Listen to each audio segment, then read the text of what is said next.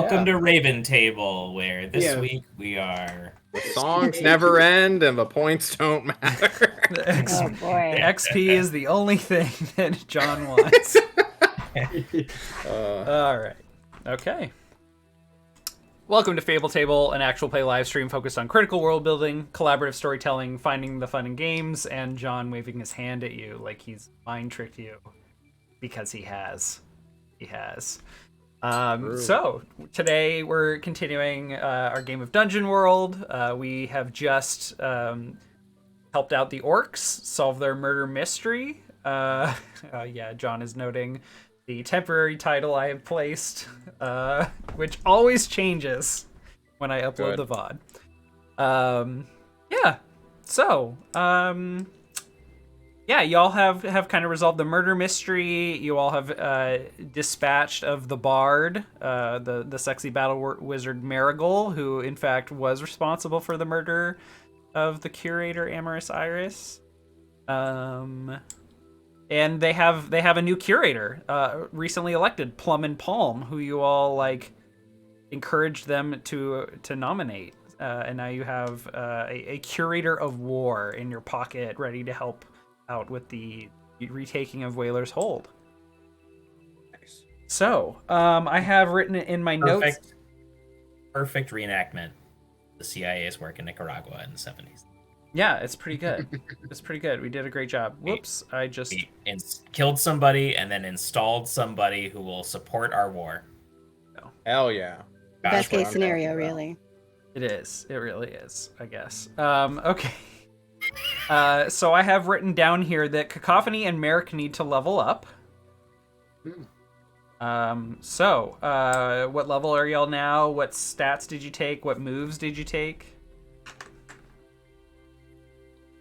I am level 7, and my new move is Heist, and it's fucking bitchin'. It's a good move. And then my I leveled up my my dex. I added it too, because I know that even at this point, if I add every single level up to charisma from here to the end of eternity, it won't be enough. I am not a charismatic character, so give me all the dex. I want my fingers and little wings and claws to just fly and perform feats of unbelievable magic and dexterity. Nice. Oh, here's Heist. When you take time to make a plan to steal something, name the thing you want to steal. Ask the GM 3 questions. The moon, she said, like a crazy person. Wow, excellent. All right. What about you, Merrick? I have leveled up and taken the move Apotheosis. Oh, that's right. Post in chat. Yes, we were kind of role playing towards this with your eyes and firm. I now have an all-seeing third eye in the middle of my forehead that enacts the spell True Seeing. I have to concentrate on the spell, taking a -1 to cast all others while I am using it. The question that I have for you, Nick, is can I turn it on and off, or is it always active? I think you can turn it off and on. Got you a little flap. And you can, like... Get a hat. Or just flip it up. I think there's, like... You know how, like, a lot of reptiles and animals have, like, extra, like, inner eyelids? I think you have an extra set of eyelids. Oh, enough. Just your forehead? Oh, God. Yeah. My forehead becomes the eyelid and pops up. What if you just scowl and, like, all the wrinkles just fold over it? Yeah. Like a Sharpay. Awesome. Oh, boy.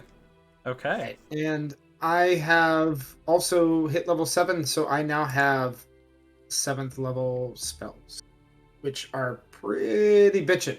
Oh, sick. And incredibly powerful. All right. Definitely. So we'll see if we see a few of those pop up here in the next session or two. And I think I'm going to level up my Constitution just because I don't think I need to level up anything else to get stat modifiers. So I'm just going to bump the Constitution as high as I can, and we'll see what happens. That HP. Nice. Yep. You get 1 HP max when you level up Constitution, right? Yeah, you get plus Was it- 1 max HP when you level con. Yes. All right. Cool. And then I also have written in my notes that we need to go over new bonds. Does anyone have any new bonds to write or workshop here before we jump into the role play? I need to create a new bond with Wick, and Merrick. But You have anything so far? no, I'm a little at a loss. I was wondering if maybe there was something that either one of you might have had in mind that we could work towards together. I gave you all the money back. I'm a man of my word. How does that make you feel? Deep loathing, but that's you know Well, now's the time. You're From- asking for things from to the evolve money. about your character, okay? Don't come at me, fuck. So, as a reminder, bonds should direct you towards action. Try and end them with "I will blank" to direct play. That can mean being in a messy place with that. What will you do, or what do you want them to do? What is your motivating feeling towards that person? What do you do given that feeling? I can give some examples if you like. we can move on to somebody else. I need to think on it. Sure.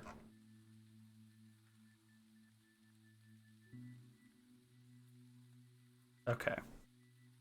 All right. If you go ahead. So we did my level up in the last episode, but I realized that since I took on God Amidst the Wastes, I was supposed to also level up the cleric level. Mm-hmm. So I'm adding Orison for guidance. What? To move. Yeah. I don't think you get a cleric move. Well, it says You get cleric spells, but I don't think Yeah, you you get get cleric move. spells, you don't get their moves. Oh, it Because you're not says a cleric. increase your effective cleric level by 1 every time you level up. Yeah, but you don't get the moves from their list. But You so just what get does their that spell. level up mean then? You're You now could- a second level spell caster that is a cleric. Which gives you 3 levels worth of spells to prepare. So So like it's I'm good. a 8/7 wizard. But I can never take a wizard spell move. I just have their spell book, and I get access to their spells like every single Got it. day. Okay. And also, when you hit your next level of ranger, you will also increase to cleric, so you'll get access to the 3rd level cleric spells. Got it. Where are those in the source? Oh, I see them. There you go. Okay. Do I note that? Oh, you're on my character sheet, Nick. Do sorry. I note that? Do I note that somewhere? Regarding the wizard, the cleric level. So over in the sub tab, where it says spell levels prepared, you can like when you open up spells, you can like check them off as prepared here. See that button flashing? Yes. Yeah. So anytime you do your like commune, you should like select like clear your prepared spells and then start over, and you can memorize up to 3 as a 2nd level cleric. Yeah. But So for my thing, I have class fighter (8), wizard (7), and then in parentheses 8 spell level. Got it. Which Perfect. has helped me That's- keep track of everything. Good way to track of it. Thank you. yeah, go ahead and do whatever you need to with your sheet. Okay. Are we done with bonds? I think so. I have think new I have- bonds, and they're all about to determine whether you all are sussy or not. You Yeah, all better complete your tasks, or you're imposters among me. Wick has become increasingly paranoid, yeah. Yeah. Or suspicious, I mean- at least. He was always paranoid. He's just showing it more outwardly now. Yeah, Yes. for sure. I can't tell if like you're working for Vale or not, and it's fucking with my mind. Thanks. I'm 2 levels from losing it, guys. For all the clock. Campaign ends when John hits level 9.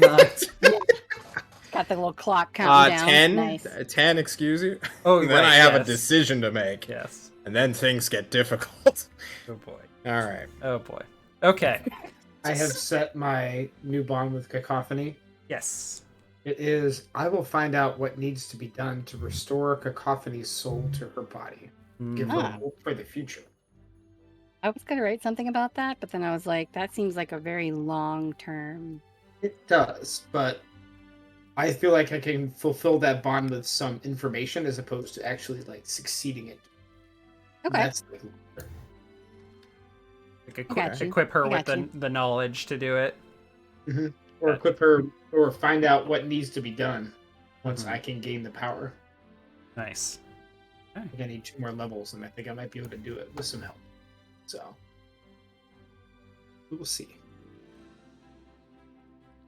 Anything else? Nope. Okay, so you all spend the evening resting after your battle with the bard, and you know there's a great celebration over the election of a new curator for the orc people. So there's a bit of a party that evening.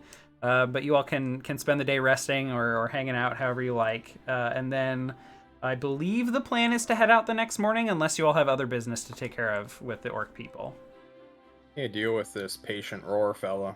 I don't know if anyone wants to come with me for that. I mean, I'll come with you, but it's probably to stop you from outright killing him. Okay. Hey, what's your bond with Wick? My bond with Wick? Oh yeah, my bond with Wick is the best hope of uniting our allies against the coming tides and threats. I will endeavor to build him up as the leader he does not wish to be. Doesn't sound like you believe that anymore. I don't know. If We're you're going to see how this interaction plays out. okay, all right. You sound extremely concerned about Wick. If He's always- anything, he's he's always a been- manipulator, Nick.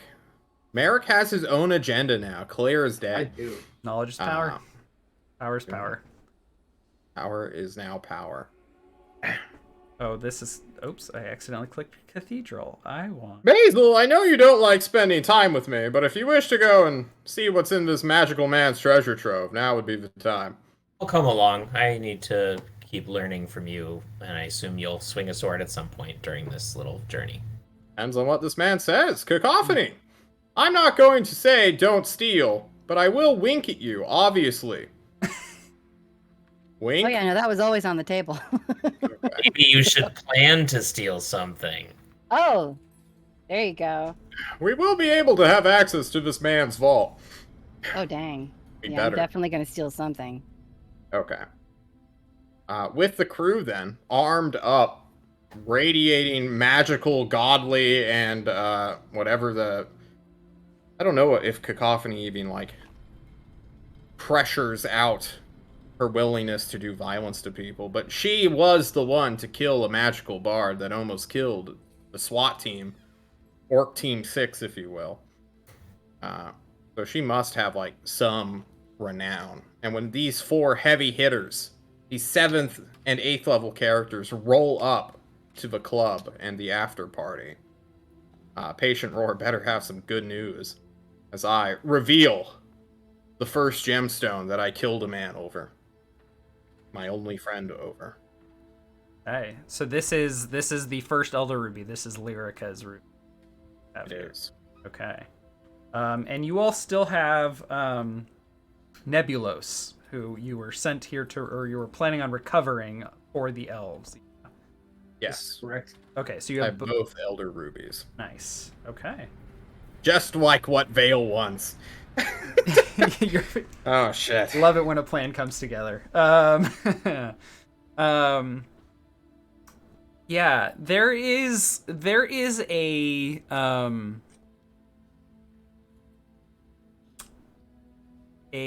what do we call this? Oh man, it's gonna be a rough day. I am struggling with words today. there is not an uneasiness, a restlessness emanating from within your blade, Wick. You're becoming more and more attuned to Vale peeking in on what is going on with you and your actions. You're attuning to some of the feelings that he lets leak out through his connection with you.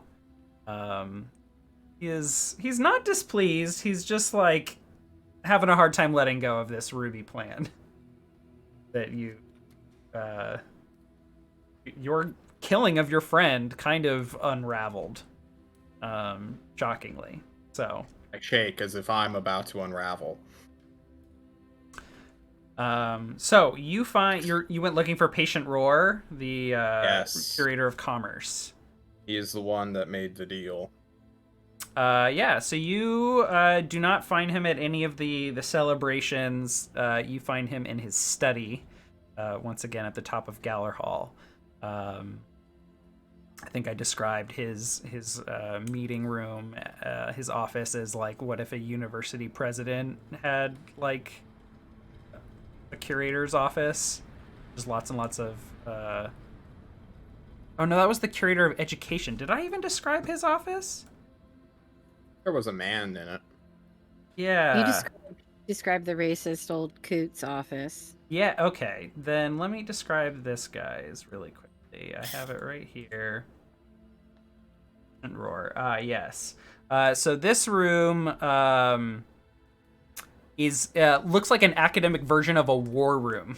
There's a table, a really, really large table in the center. At the far end of the space are small desks and tables with quills and inkwells, baskets on the sides with scrolls lying in them in a very orderly fashion. The scrolls, there's many unfurled on the table with just like records and decrees, meeting notes, charts and tables, lists, requisition orders, economic reports, and the like. And along the walls are deep recessed shelves with what looks like a wine cellar rack, like across both sides, but it's just got tons and tons of long, deep scrolls. There are bookshelves kind of interspersed in there with many almanacs. One you note as you walk past is called The Proud Practices of the Orc Clans. And there's just like the years. There's one volume for every year. Since the Alder War has ended, and the orcs resettled. Yes. Are you heading out soon to go fetch the ruby for us? It is already fetched. I see. Well, then you were looking for something in exchange for it? Beyond my vote? Exactly. And what is it you were looking for exactly? It's more of a show, and then I'll pick it out once we... Well, we can certainly have a look through the archives, and he'll like go find one of the deep long scrolls. He'll pull out of his he'll walk into his private quarters and bring back a long scroll, and he'll unfurl it. And he'll just show you a list of items they have in their reserves, their private section. None of these can be withdrawn without my authorization. Please have a look at the list. Are these accurate, or is this some of the more shuffle and let's see what goes on? These should be accurate. Amendments from the pilgrimages notwithstanding. Let's look at this list. Is there some sort of functionality you are looking for? I do not have a long list of magic items ready to just spit out. Well, Nick, I have been. So I don't need a new weapon. Mm-hmm. I know Basil does not have a innately magical weapon. I've been thinking about letting him borrow the Moss family sword until that gets rumiated. Mm-hmm. I know Basil looks puzzled as he sees my inner thoughts. but it's fine. Oh, with Millman in the chat, there is one item on the list that might be of interest to you, and it's called a spirit jar. What is that? Oh, let's see. If I remember correctly, you can trap a spirit or soul or ghost within. Okay, that's pretty neat. That's definitely on the table. However, the one in my mind, I don't think is doing anything, and I owe a thing. How many god-killing tools do you have on hand, by chance? Deep lore, maybe, for, ancient magic, demonic-influenced entities. I don't believe we have any records of gods being killed, so it's hard to say. Right, well, that's fine. One's dying, but still. Anything cool that could be like an existential threat to all known life? Don't have like a Mark II genocider, do you, on hand?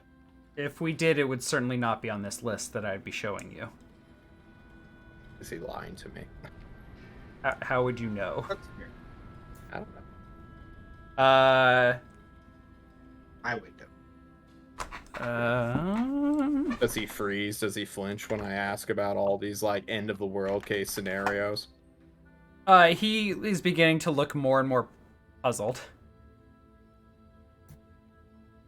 at you. I don't understand how magic weapons or items work here. It's dungeon world of yours. +3 to hit. I don't think they have very many weapons, honestly. There's about armor.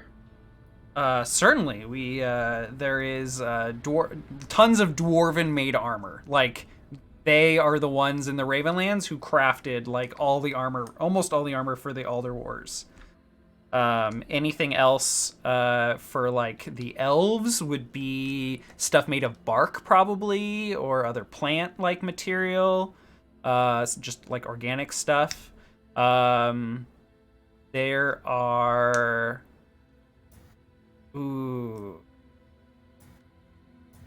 There's probably some sort of wolfkin fur of record here.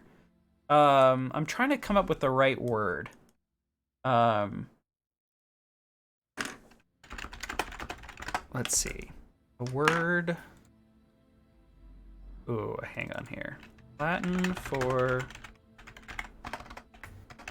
disappearing.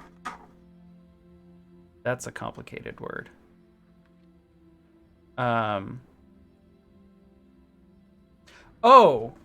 It's called the Cloak of Expungement. Hell does that mean? What does it do? Yes, I believe Undulant Embers told me about this one. It's a cloak that protects you from being scryed upon by magical means. It's as if you disappear from the loom of fate or something like that. Yeah, I think I could use that. You happen to have a test run that I could see this real quick? Have to speak to a magic user, as I do not have. Oh wait, let me go check out some items, and he'll walk out to the clerk's office, or not the clerk's office, the receptionist. What are they called? The library. Secretary? Yeah, the librarians, I guess. Administrative assistant. Yeah, and they'll like write something up and sign it and hand it over to them. They'll like hand it to another orc who like goes like with another. There's two orcs. There's got to be two. They both go into like the stores and come back about 20 minutes later with one of them is just like holding their arms out for some reason, and the other is holding like some sort of silver orb. And they hand them over to Undulant Embers, and Undulant Embers like comes over to you, Wick, like with his hands outstretched like so, and he's like, "Your cloak." And as he walks up gets within a few feet of you, you begin to see this, like, iridescent, like, it comes into focus, like an iridescent cloak that he is holding. But, like, a few steps back, you could not see. Can I try it on real quick? Yeah, try it on. Do I still feel Vale in my gut watching me right now? No. The feeling immediately disappears. I cry. Right then and there. Oh! I may cry on stream, unironically.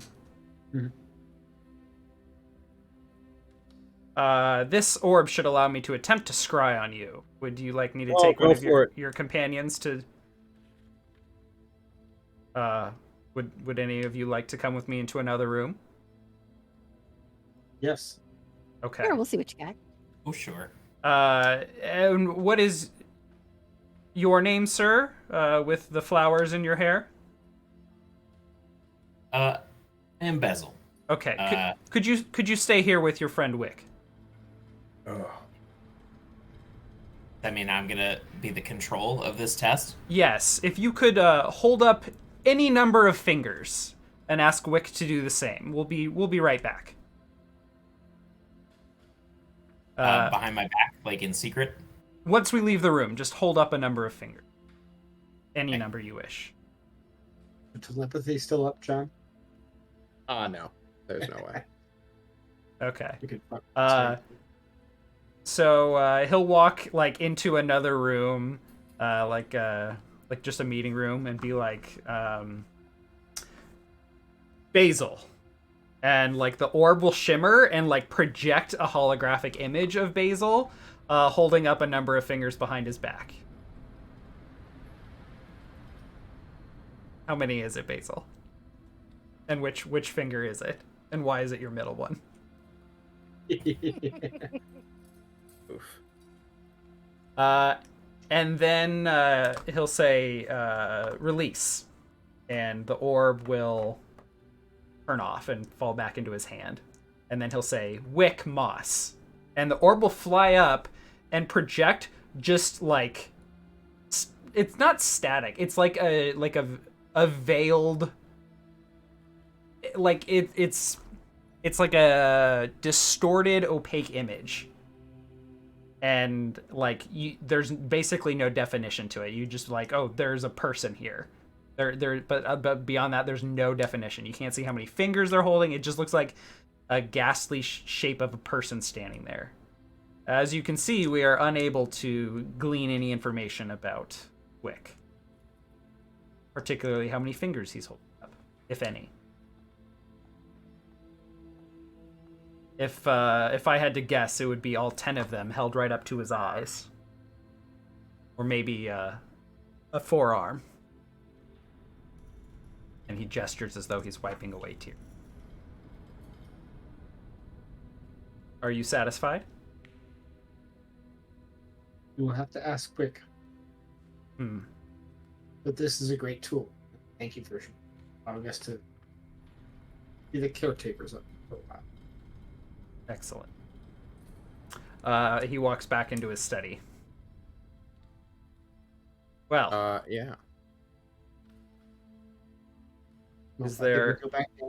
If we go back into the room, they're like, fuck you too, Basil. Hold up one thumb, and then... Wick, we could not see you. I can tell. I want this cloak. So badly. It's almost like your invisibility spell, but just a lot better. He looks puzzled at this as well.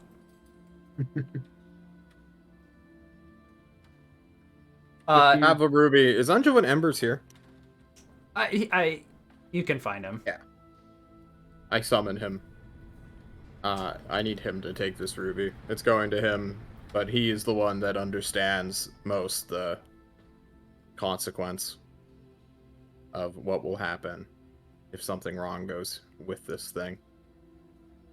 I just want to leave a warning, I guess, of this thing is being watched. It is being spied upon constantly. People will come after it, no matter what. Whatever you plan to do with it, make sure it can't be taken away. Nods. Seems like that ruby should be wrapped in that cloak you just got. That's for the one we will deliver to the elves now. I wear this cloak at all times going forward. Never once having felt as free than now. I think it's worth noting that when you Wick is approaching you or walking away from you, that the cloak becomes invisible to you. And if Wick is in your peripheral vision and you're not actually looking at him, you can't even tell that this iridescent cloak is there. So it just looks like a floating head? No, you can see through it. Oh, I see. The cloak that you can't see. You see Wick just fine. You don't notice the cloak is there until you're right upon it. Mm-hmm. I was thinking Harry Potter rules. My bad. No. So with this cloak on, though, does Wick feel less paranoid and delusional? Does he feel like a weight has been lifted, or is he still paranoid and delusional? I mean, he's had a burning sensation in his stomach, where his stomach used to be, for almost a year now. And this is probably the first time that has gone away. And that feeling was growing in intensity to the point where he was physically dying. He lost a hit point. Oh my god. Losing a percentage, a sizable percentage of your ability to live is not a small thing. John, I have the perfect name for your cloak. What? Tums. Oh my god.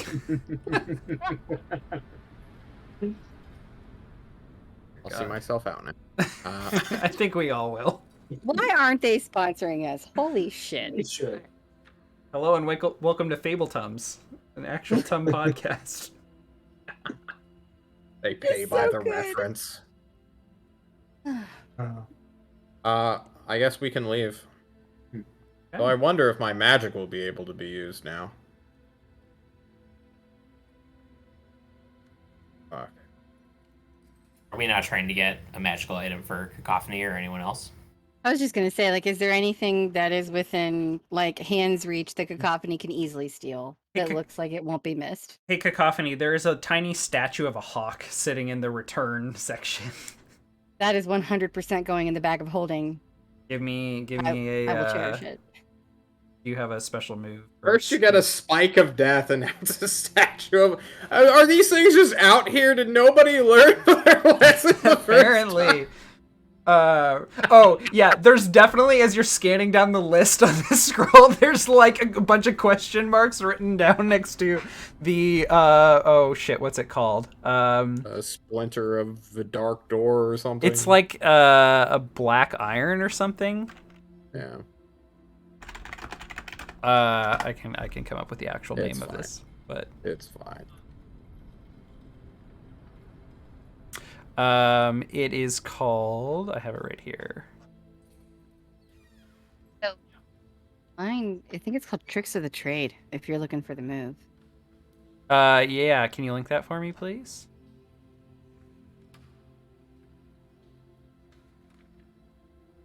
Oh, it's called the Black Brand. What this spike is called.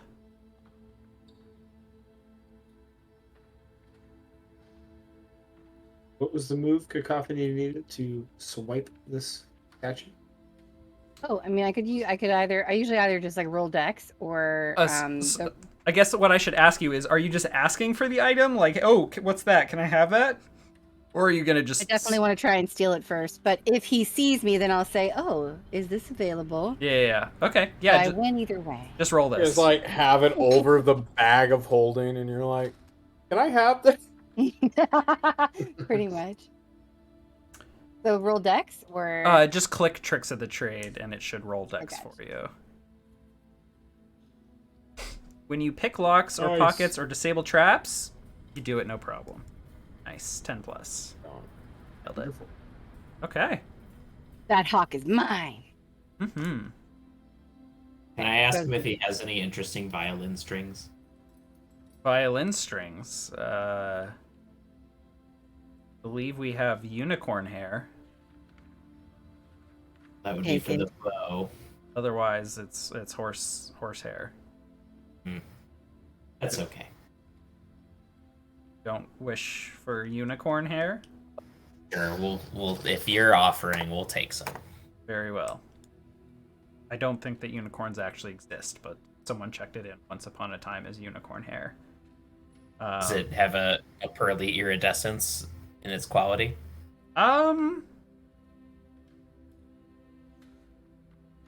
Just white horsehair. It's very white. Can I, with my exposure to the wilds of the Ravenlands, discern realities on this coil of hair? I think this would be spout lore. Okay. About lore intelligence? Yes. Yeah. Alright. You consult your accumulated knowledge about something. The GM will tell you something interesting and useful about the subject. So they provide you some hair. They're like, we don't have much of this, but we'll give you what we can. Certainly enough for to string your violin and oh no, they use horsehair for bows. Oh fuck. Yeah, well, that's sorry. okay. Maybe it could still be useful in the bow. In truth, I would rather at some point down the road kill a beast and use its guts to make my own violin strings. So like, well, because for violin now, strings are metal. No, violin strings are gut or synthetic gut. You do not string a violin with metal. So you are everyone roast Nick in the chat for thinking you string a violin with metal strings. Yeah. Yeah. Well, I mean, maybe a good violin is just more metal than yours. Oh. So this is a white, very strong, like it feels quite heavy actually, hair, and it is warm to the touch. But you would, I don't think you've ever seen a unicorn, but what you have seen are, what would have fur like, or hair like this? Oh man, it's got to be a rare creature that you had seen though. What would it be? Like a yeti? A giant A sloth. yeti. But like, I mean, would you have seen yetis? Probably not. I was up in the mountains with the goat people and. Hang on. Let me look here. This would be from.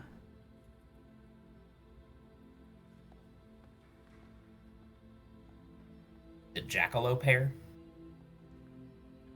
You know what? Maybe it is a yeti. The cobra hair? Chupacabra.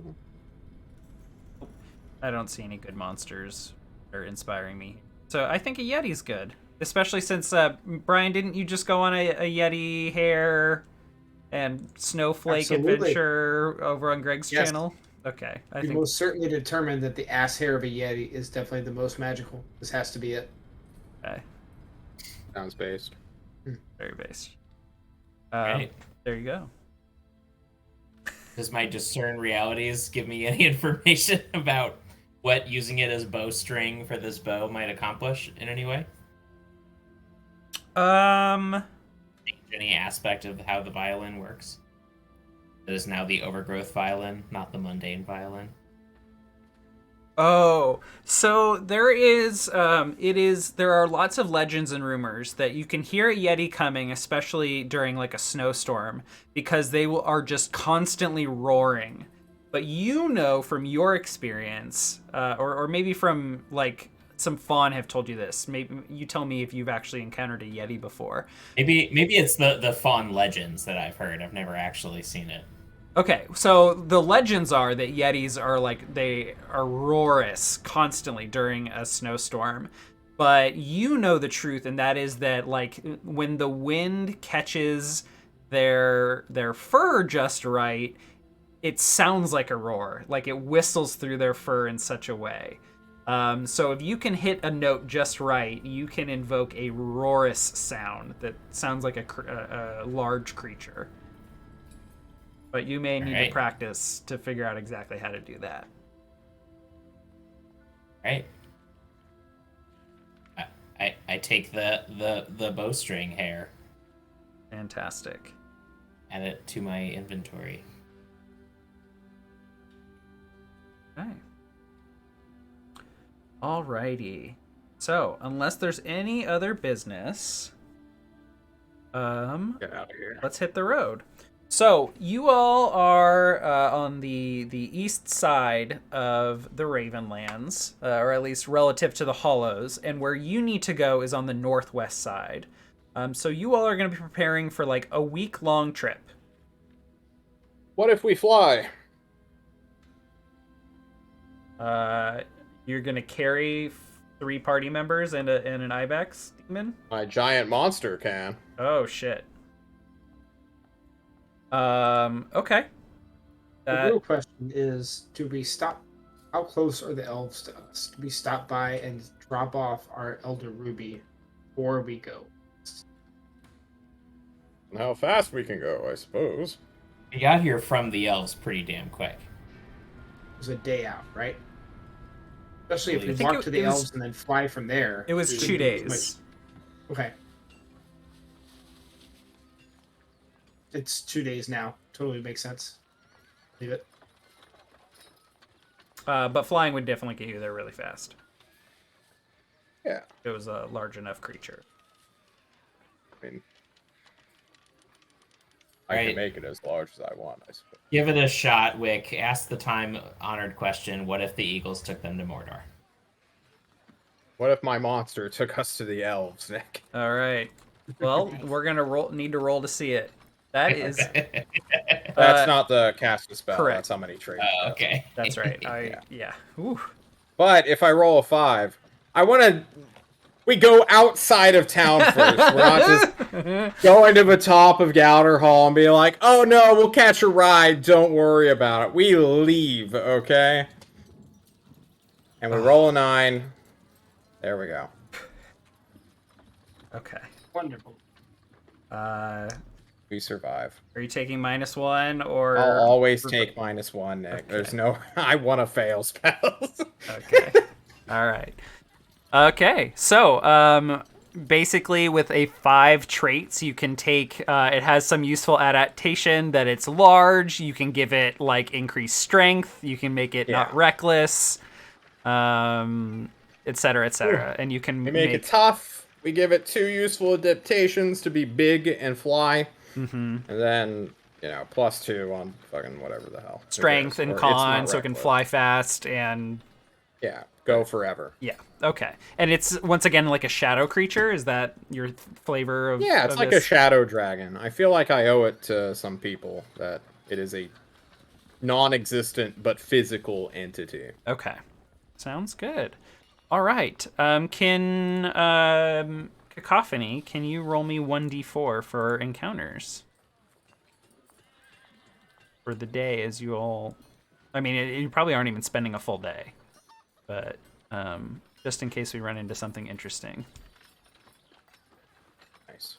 /R, not r/.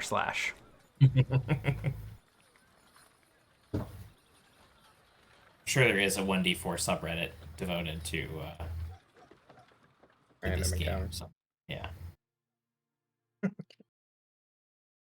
That's a 2. Let me take a quick look here.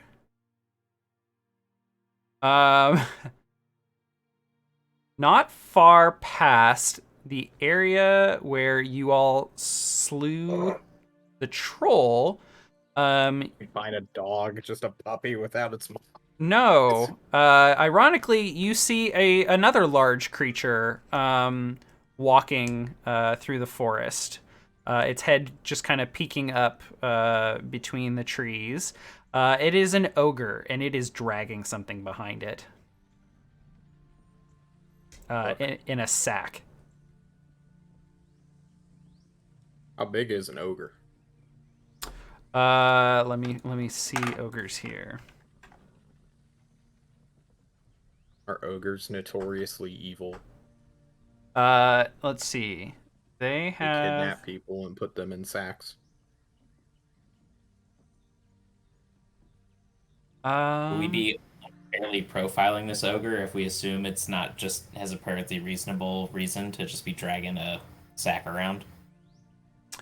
Ogres are like anywhere between 12 and 20 feet tall. Jeez. Those are huge. If you want to know more, this one I'll say is 15 feet tall. If you want to know more, someone give me a spell lore, please.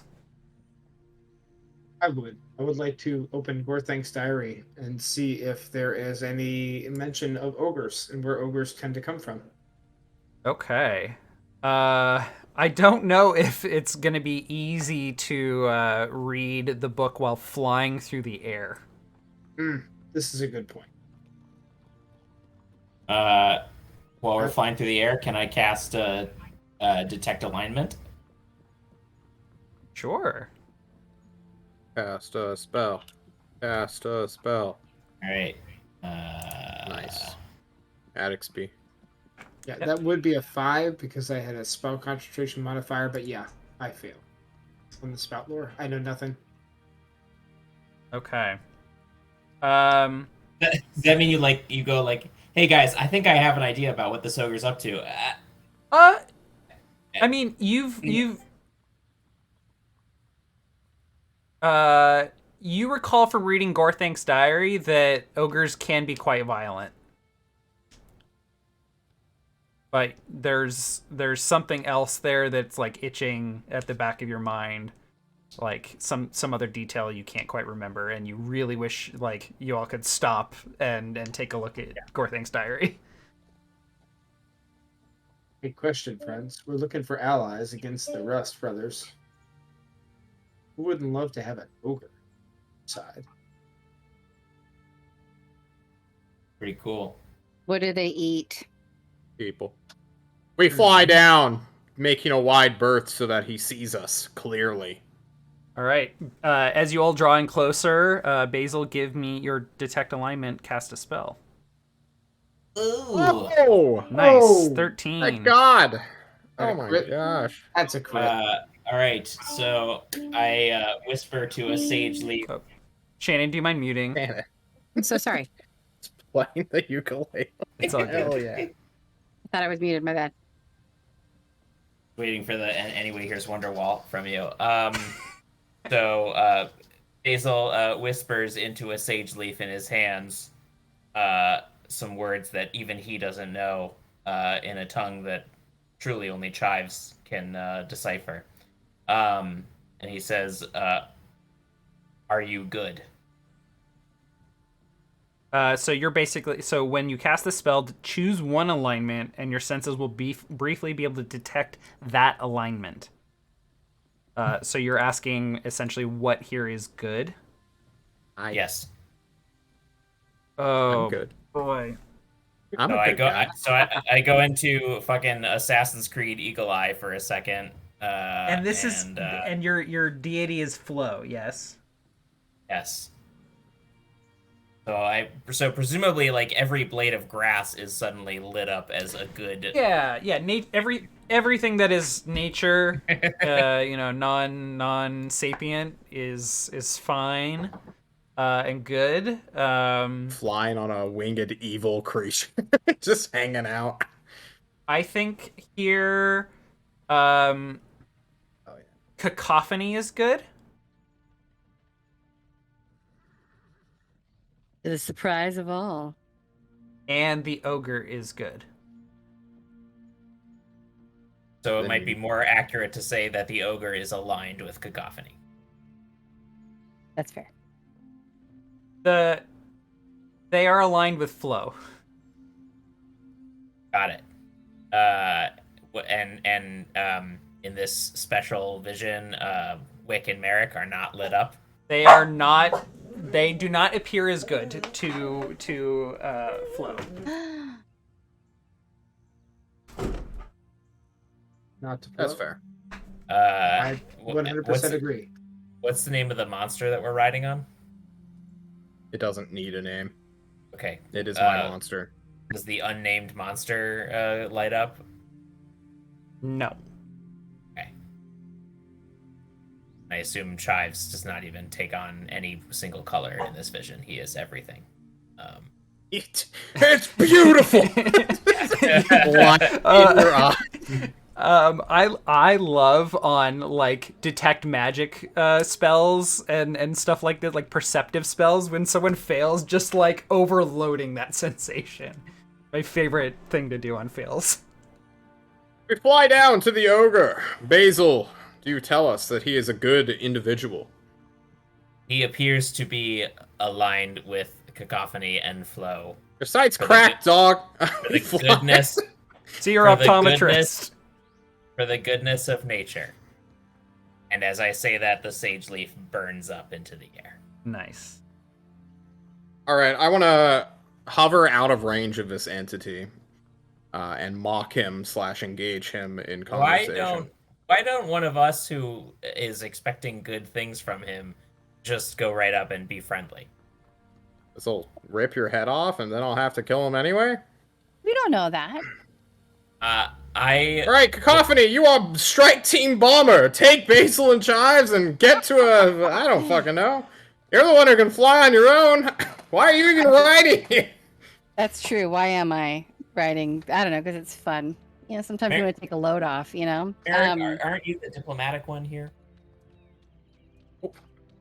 Listen, I have nothing to lose. If I go up to this creature and he doesn't like me, I can just be like, bye, and then fly away. So I'm gonna fly up to the ogre and be like, hello, ogre, hello. What brings you to this part of the forest today? Toil and trouble, trouble and toil. And you see him like stop and turn and look at you, and he looks confused, and the sack behind him is like...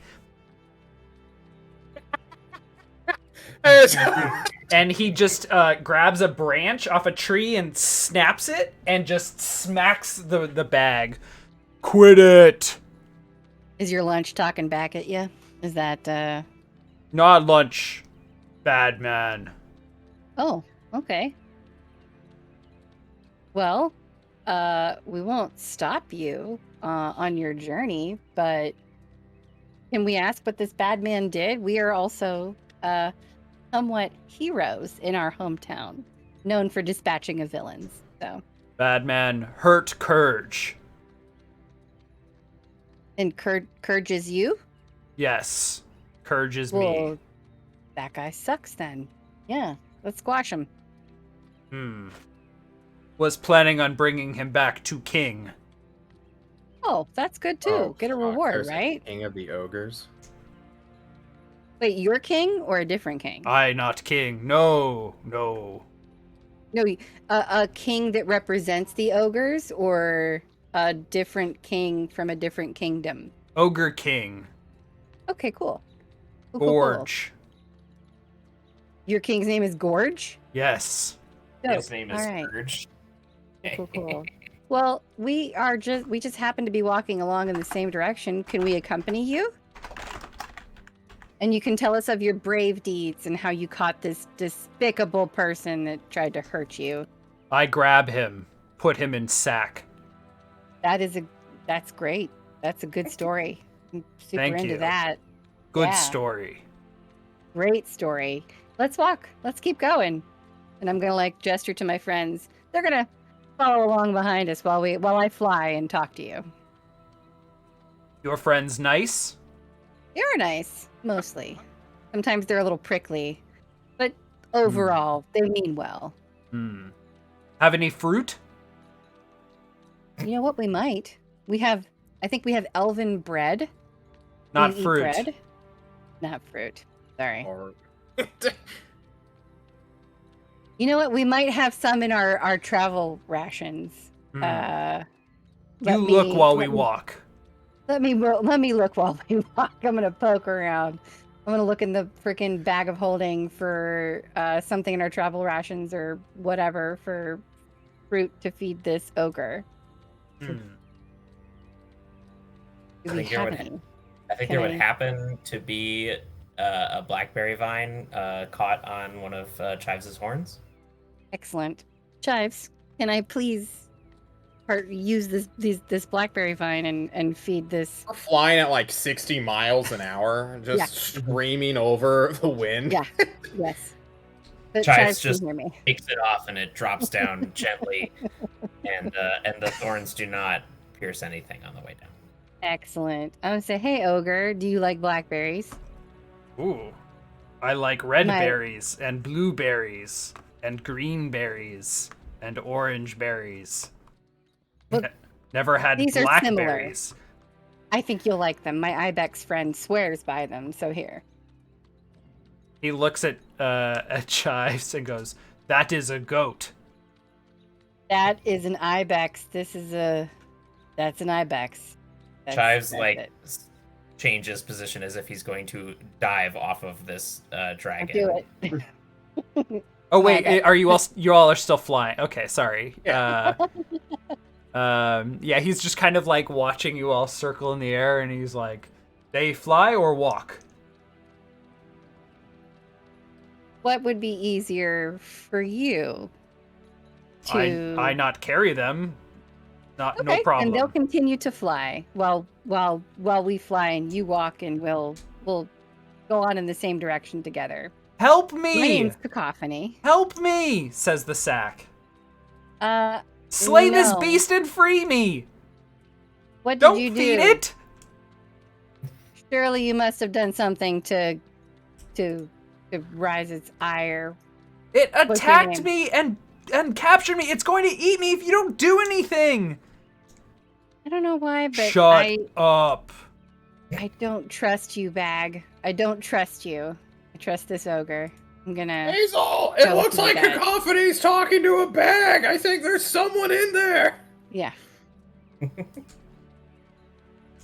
The wind is so powerful. What do you see with your elf eyes? Did the bag not light up at all when I eagle-eyed the? No, it did not. Scene? The bag is not good. At least by Flo's standards. Bag is a bag. What? There's someone in there, man. We gotta do something. No, I don't think so. And Courage just starts like walking ahead and dragging the bag. And please, please. Cacophony. What up? Find out who's in the bag. The evil man Okay. who hurt the ogre. Hey, Courage. Can I call you Kerr? Do you have a nickname, buddy? It's already one It's an syllable. insult. No. No. I call you, Name not Nick. Courage. I gotcha. All right. So, Courage, why don't you expound a little more on this fella in the bag? Like, what's their name? What exactly did they do? How did they try to hurt you? Well, I'm just curious, but take me through it. Take me through what happened here. Man, come to home. Attack people. Kill many. How did he attack? How did he attack, though? With creatures. Demons. Oh. Bodies of other men who died. Oh my, it sounds to me as though there is a Rust brother The motherfucker. in that bag. He You know what? shrugs as he's walking. Man not made of metal. Okay. Can you do me a favor and just open the bag a little bit? I just want to verify his face just to make sure and see if our enemy is a common enemy. You try and free man? Absolutely not. I just want to know. We just want to make sure that we're aligned because it sounds like your enemy is our enemy and we want to help you. This is a parlay. No need Who's in the help. bag, Cacophony? Oh my god, please. It's a Save rust me from brother. this creature and I'll give you everything. Anything you want. Please. Is it a Rust brother? So Courage, Can you see its are you face? ignoring the pleas for help? Yes, absolutely. Okay. Courage like squeezes the bag and then just very delicately opens. I mean, he's not like as big as I'm portraying it, but he like is like grabbing it and like opens the bag a little bit, and popping out of the bag is a foot, and then he like shoves his hand in there and then pops out a head. And the man would appear to be a Rust brother, as he has hair that is like Kerrigan's from StarCraft. It is chitinous. And it has chitinous dreads. And it would appear as though it is a melded human, i.e. a Rust brother who's been infused with a demon. Awesome. I'm going to say, hey, you know what, Courage? Why don't you go ahead and tighten that bag back up and drag it over a couple of roots and rocks while you're at it. Wait. My name. No. Oh, I don't care what your name is. No. We're going to tighten that bag up, and I'm going to shout to my friends on the back of the shadow creature. It's a Rust brother. He caught a Rust brother. Rust, save me! And he gets shoved back in the bag. And Courage just tightens it up and begins dragging him again. You know what? Go ahead, Courage. You go. No, you go. More pertinent to current conversation. I was just going to say that we have a common enemy, and I think that it would behoove us to join forces. I think you have done an incredible job of catching this horrible, disgusting, despicable, awful person, and you have a talent for it, and this is just the sort of talent that we might be interested in. Cacophony, ask him if his kingdom has other Rust problems. Hey, yeah, are you guys suffering from the blight of the Rust brothers? Have they attacked you before, or is this the first time? Men like this come every generation, kill many ogres, leave. I followed this one after he left. Good job. Hey, so you followed him. Were there more Rust brothers where you found this one, or was he alone? I was sneaky, followed man to meet his other friends, waited for them to split up, captured this one, was going to bring back to King Gorge.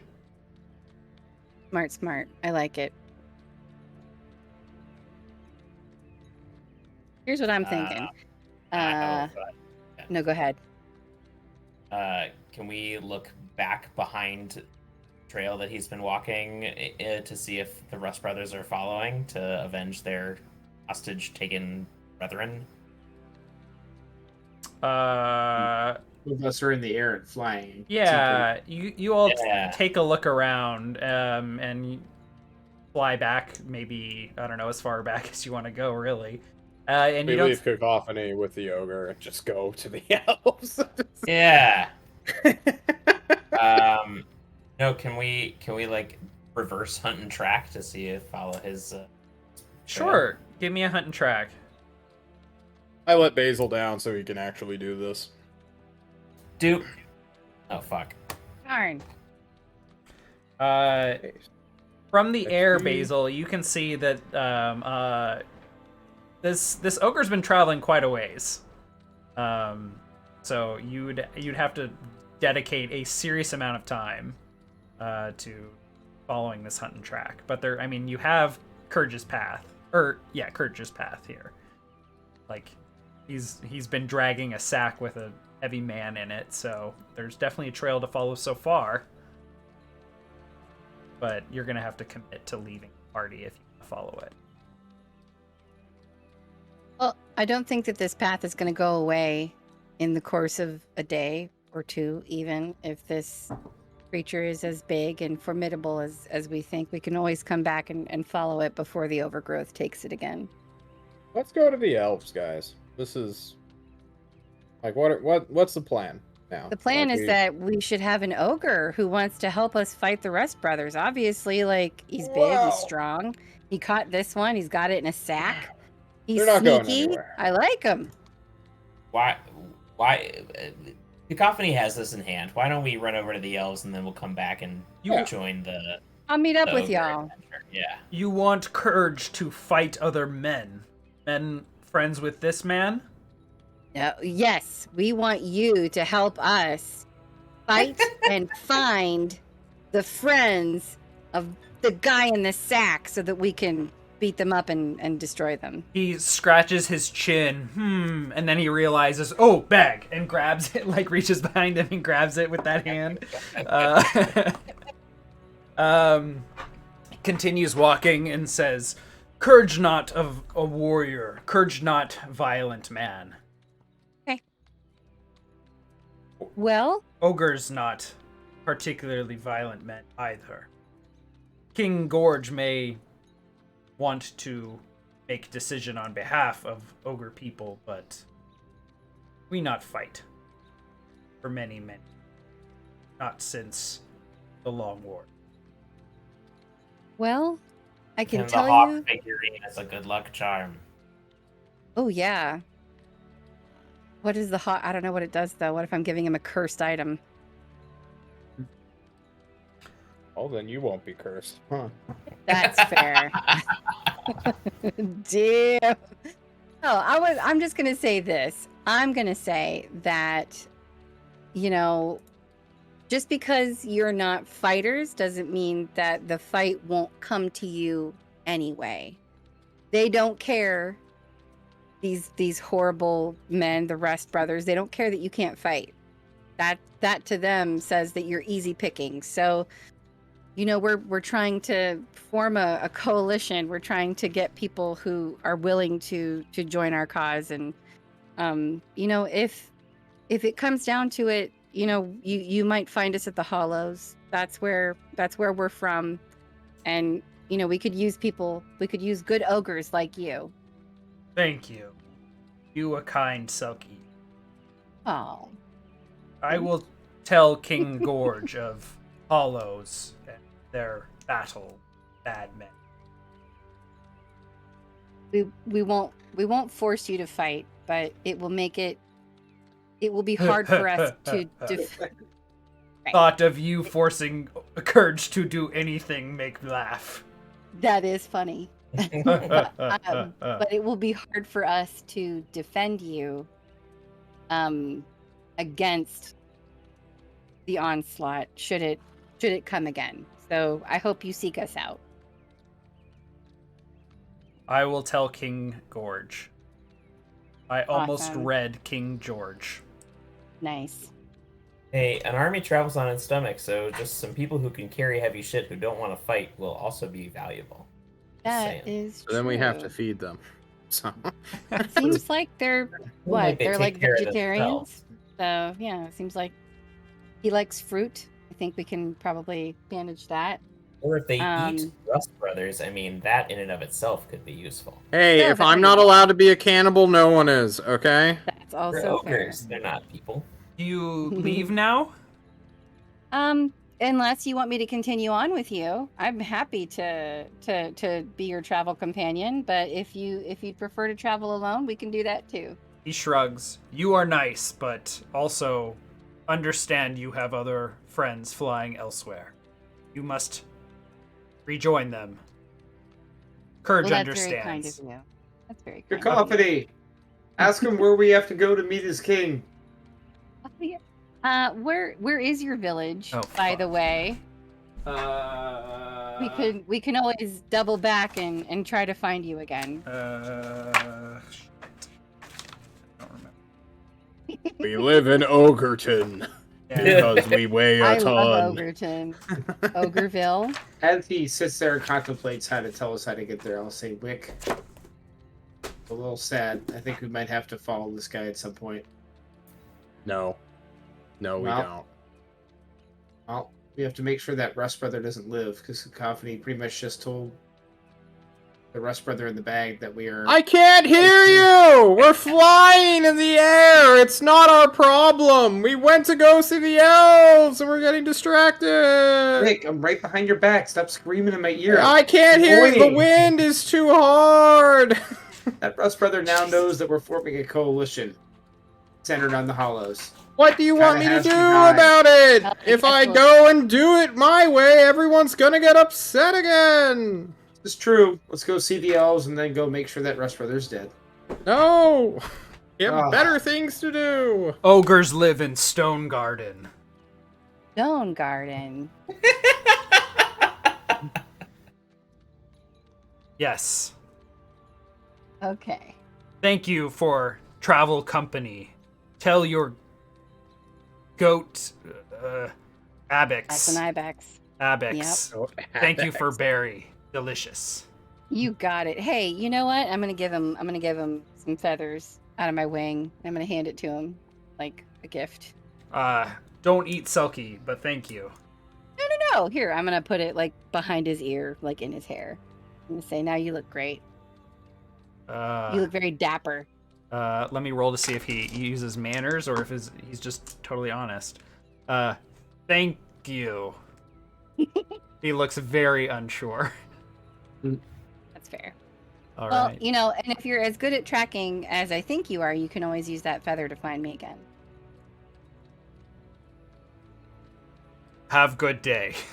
All There right. are millions The of elves receptors do in an fly. ogre's nose. We will leave Kurge and Brother Ochre, who has been screaming his name.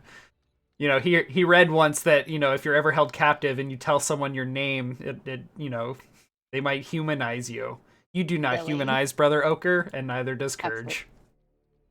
Absolutely. No. And I think Okay. you're right. I think we will have to double back and make sure that Rust Brother is dead. We fly all the way to Elfton. I think I Alright. can take care of that. Let's actually.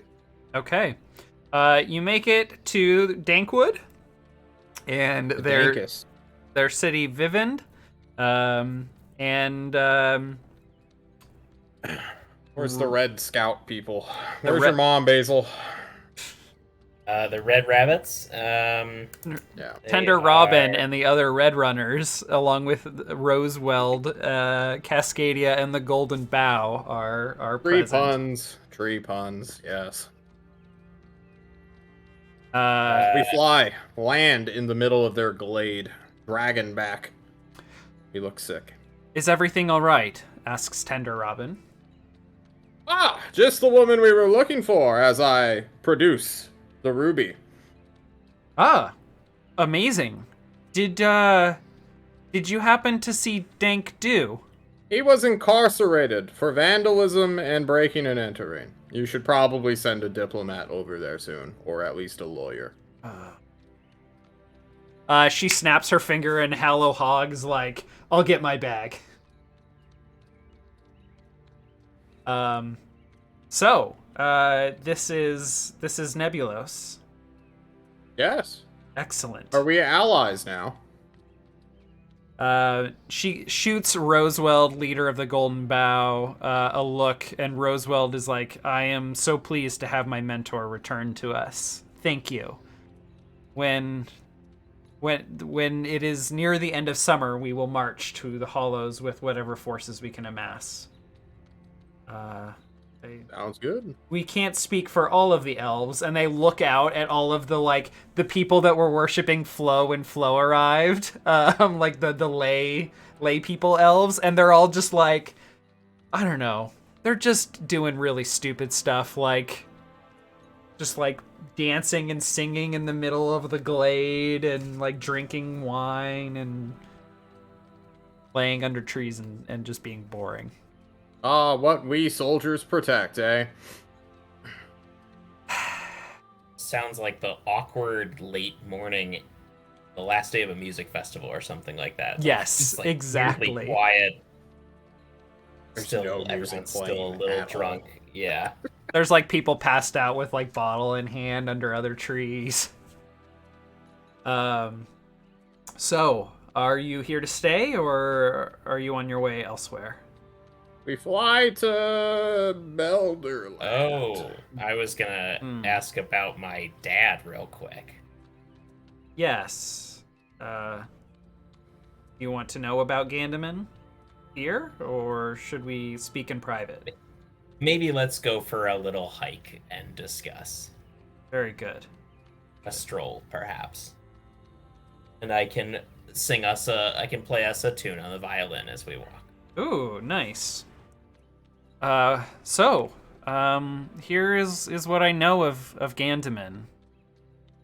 We didn't know each other long, but he is the firstborn son of the Belder King, Turek. He is a great warrior. A goddamn dwarf prince? Yes, I suppose so. Though I only learned this about him later. I've heard I'm changing my name. I'm changing my character sheet name to Prince Basil. Nice. Prince Basil, your mom robbed you of a noble upbringing. How does that make you feel? That's what I want to know. Wait, is the son of a prince also a prince? Yeah. Okay. All right. Yes, he was very charming, handsome, and a very good warrior. We sparred in the traditional sense when we met. He's a bit. Ew, don't tell me about that. A bit loud, but a very strong yet gentle man. A gentleman. Was he a stone singer? No. Though he could sing. And she looks off into the sky.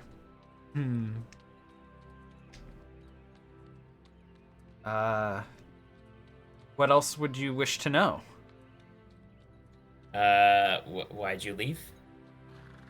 We from why'd you two separate? I'm a Red Runner. My role leading the Red Runners is to be here and travel, seeking the lands. He would not come with you? Was he not invited? I must admit, it was ships passing in the night. I didn't think that a dwarf would want to come live in the glens or travel around with me. It was simple companionship at a small village to the northeast of here. Anything you think I should know about him? Important attributes? I'll admit I didn't really get to know him, but Damn. Jesus, Basil. I've heard a lot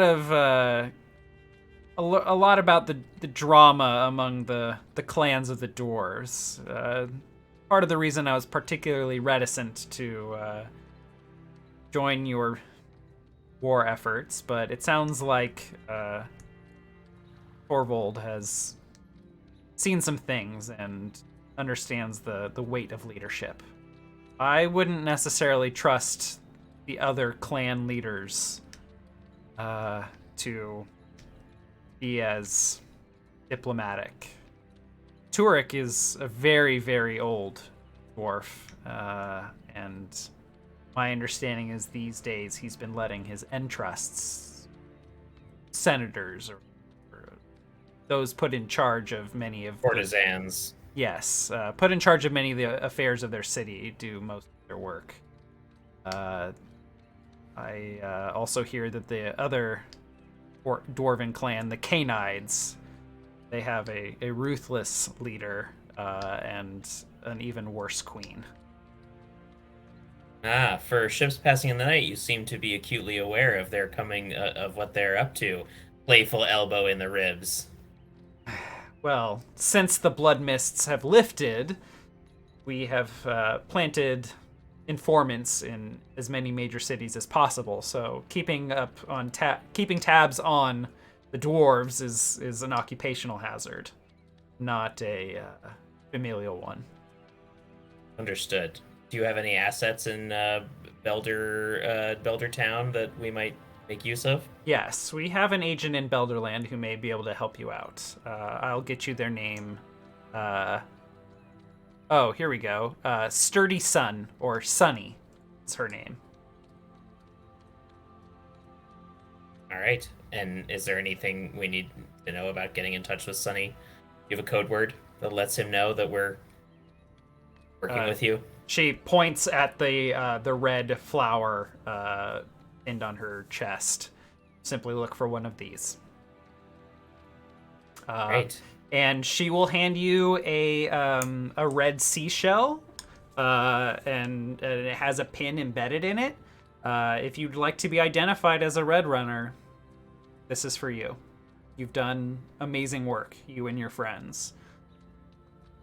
Bring us back so many rubies.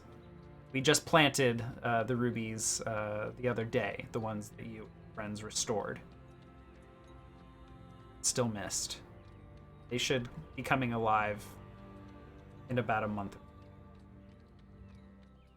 That's good to hear, and we intend to bring more. So thank you. I'll use this in good faith. Mm-hmm. We share a tentative, newly friendly mother and son embrace. Nice. Begrudging on Basil's part. Hmm. A little, Yeah. I think one-handed. Yeah, I think she starts to go in for two. It was gonna be a handshake, and then you're like, no hug, and then she's like, okay, two-handed hug. Oh, okay, just the one. All right. Okay. All right, we'll figure this out. And he holds the shell in his hand and he goes, thanks to Mom, Robin. Whatever you think you want to call me, it's fine. So how much elven bread do the rest of us steal before we fly on out of here? I think Cascadia, after your conversation with her about her former lover Lucerin, she'll bring you all some fresh herbs and flowers, some fruit, ironically, as well as plenty of elven bread to keep you all going. There's probably also some meats in there. But she'll encourage you to eat those sooner rather than later, since they don't cure meat here. Okay. All right. We fly. Okay. So this is going to take at least a day. You all will need to make camp for probably a night or two. Can I get, what's the move called? A make camp and take watch. Make camp. When you settle in to rest, consume a ration. If you're somewhere dangerous, decide the watch order as well. If you have enough XP, you may level up. When you wake from at least a few uninterrupted hours of sleep, heal damage equal to half your max HP.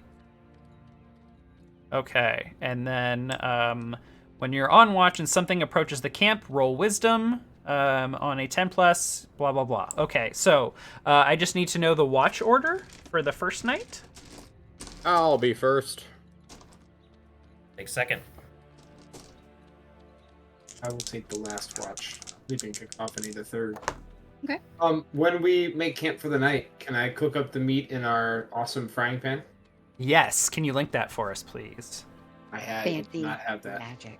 Oh, you don't have it? Oh, it's on the special move sheet here. We have it in the bag of holding. Oh, okay. Yeah. Then I'll go find it and make it.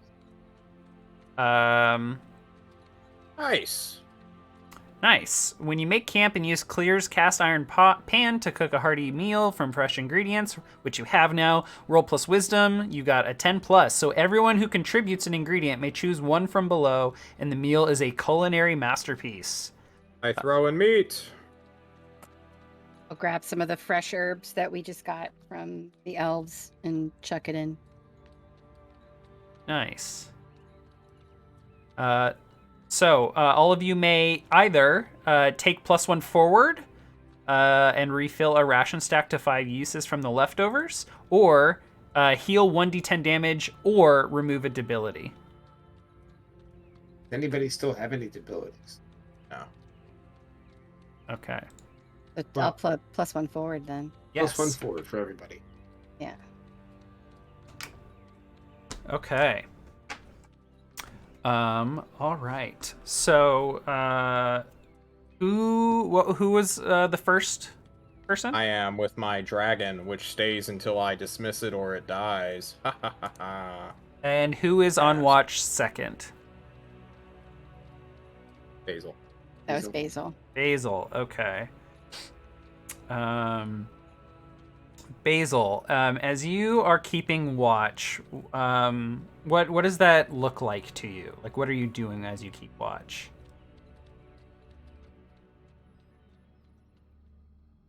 Oh, you're muted, Andy. Sorry. Chives has positioned himself on one side of the campsite, laying down but looking around. And Basil has moved outside of camp on the opposite end and has been very quietly plucking the violin, which has caused a nice little chair to grow out of the grass that he's sitting on. You have a chair made of grass? Yeah, like plucking the violin has caused the grass to grow so thick that a nice little like lifeguard chair has like popped out of the ground. Nice. Okay, let's see this take watch. Can you give me a wisdom roll to take watch, please? Wisdom. You have Plus plus one one. forward? Nice. That's Oh. a 10.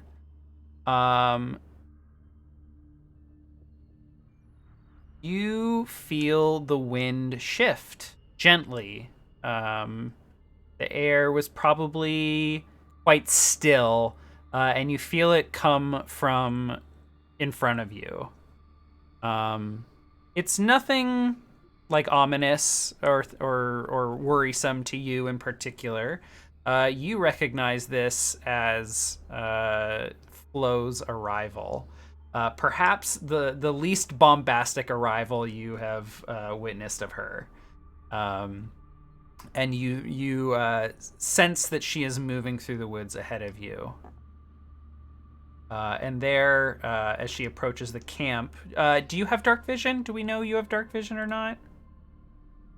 I don't know what that is, and Okay. I don't see it think anymore. it exists in this game. I think that there is some special moves for it, but I don't think any races have it innate. So the face and body of Flo, that long, lanky awkwardness, graceful though, enters into view of your campfire. But unlike the whimsical, graceful, carefree face that you're used to seeing in depictions of Flo and in person, there is a very, very serious look on her face. A wonderful tune you're playing.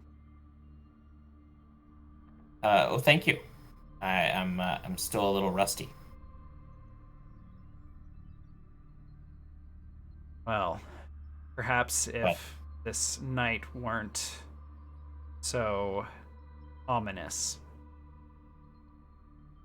perhaps the inspiration would come to you. She points up into the sky. And there, where you are used to over the last few months seeing 3 red stars, there is now a 4th, and a 5th, Oh my. and a 6th. Oh my. Oh. Fuck. And there are... Merrick, can you roll me a d20, please? There are now 13 red stars. What does this constellation portend?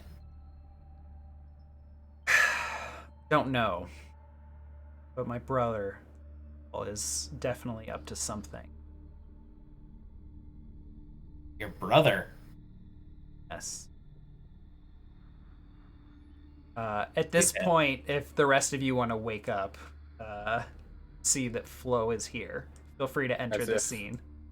I never sleep, Nick. I'm spying on Basil to see if he's an agent of Vale.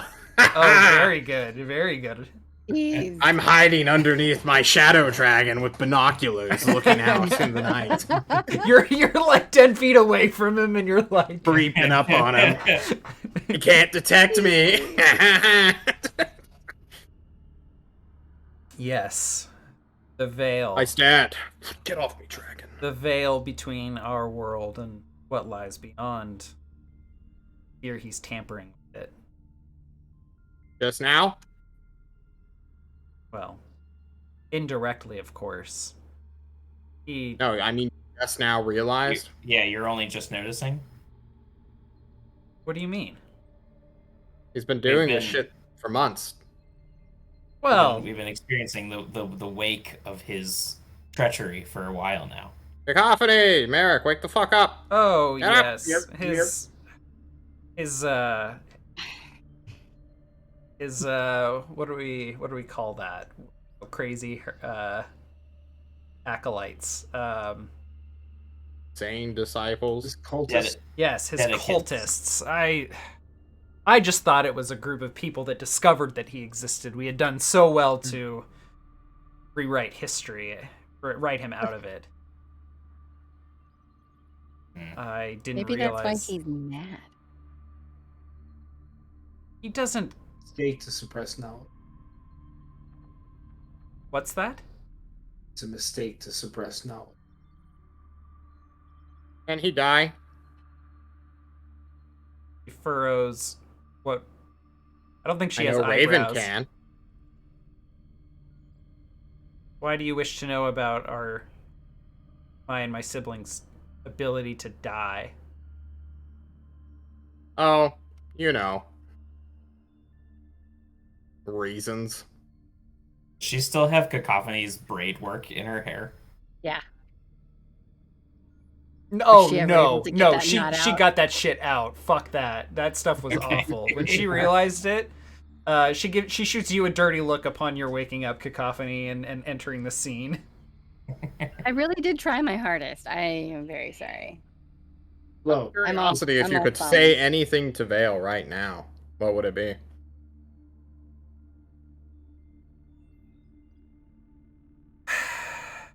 Well, Can Flo perceive Wick while he's wearing that cloak, by the way? Yeah, can she? Is this her herself or an avatar that has God mode enabled and cannot be murdered? how would you Yeah, know? that'd be- Turn on my My true ability to detect bullshit. What do you mean? Merrick could turn on I his turn on my eyes. true sight. Oh yeah, Flo's here. This is Flo. I mean, you haven't seen an avatar with these eyes yet, though, so I'm not sure you would know. I mean, what you see is so overwhelming. No, how do I phrase this? Can I detect alignment? Yeah, you could detect. Well, she's not gonna. Okay, when you cast spells, Flo is the one casting the spell through you. So, like, she's not interested in detecting her own alignment from her own Okay, perspective. so it is actually her then. Got it. Okay, thank you. Yeah, I don't know. It's not Veil in disguise, is what I'm getting at. Correct. Yes, this is not Veil. This is a god, and Merrick. This is like the amount of magic flowing through this being. It's kind of overwhelming. Yeah, I think I'll turn my true sight off to avoid blinding myself, and then ask Flo. Here's what I will say though: you weren't really sure what to expect because you've never looked at a god's power before. Mm-hmm. It isn't as much as you'd expect, though. This is a bright light being shown in your face, but this is not like staring at the sun. Comparing me to Flo real quick, what does Merrick see out of curiosity?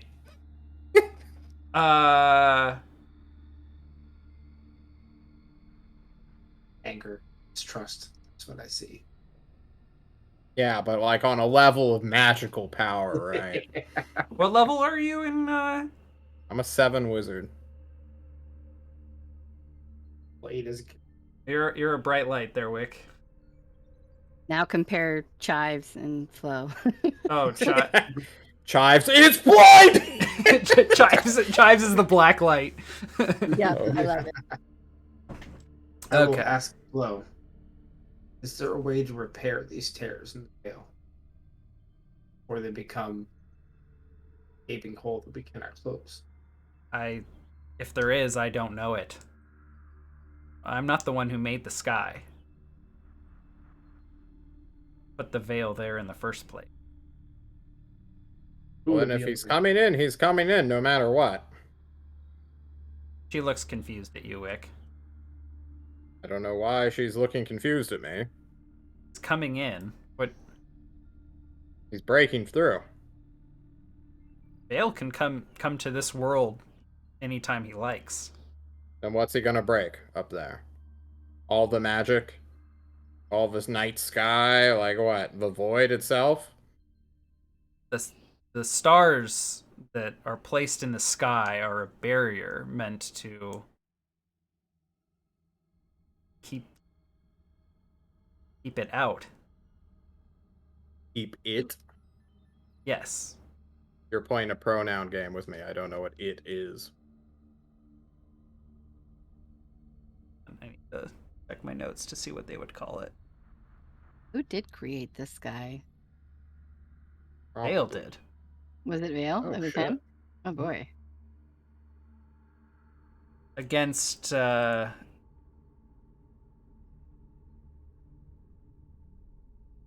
his wishes, we had him do. She looks like sad. You could tell me if there is a way to repair stairs in the sky.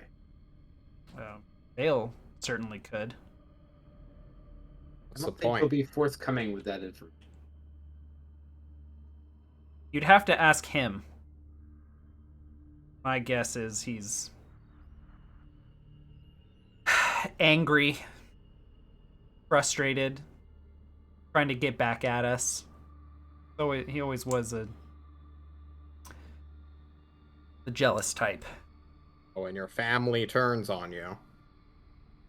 Hmm. Not much else you're leaving him room for. Look, we decided to make this world. Said that we would make decisions as a disagreed with us. Voted him. Yes. But Doesn't you sound needed like him. much of a group. Look, I don't need to explain myself and my siblings to you all. You're right. I throw off the cloak and summon Vale here. Are you Bring serious? him on. Yes. Oh shit. It's time for family drama hour and a good time to bring our break. All right. Guys, we're in a moral dilemma. I need a guidance here. All right. Oh my god. Hang on. Let's give everyone an opportunity to ask their questions before you do this. But I like where this is going. I've literally been trying to imagine a way I could have a dinner party with the gods and you all at some point in this season. Maybe we're having it right here, right now. Okay. All right, everyone, we're back. We're back. John promised to rage at me the moment I brought us back in. So here we are. Okay, so there was a question. What is on the other side of the veil, as Flo has described it? And Flo responds, the ether. The shroud that my siblings and I were born into. And the energy with which we've used to create everything.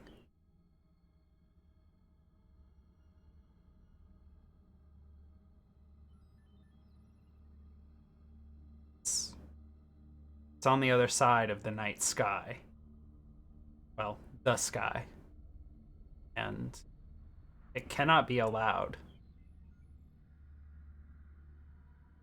Be unleashed on the world. It would be chaos.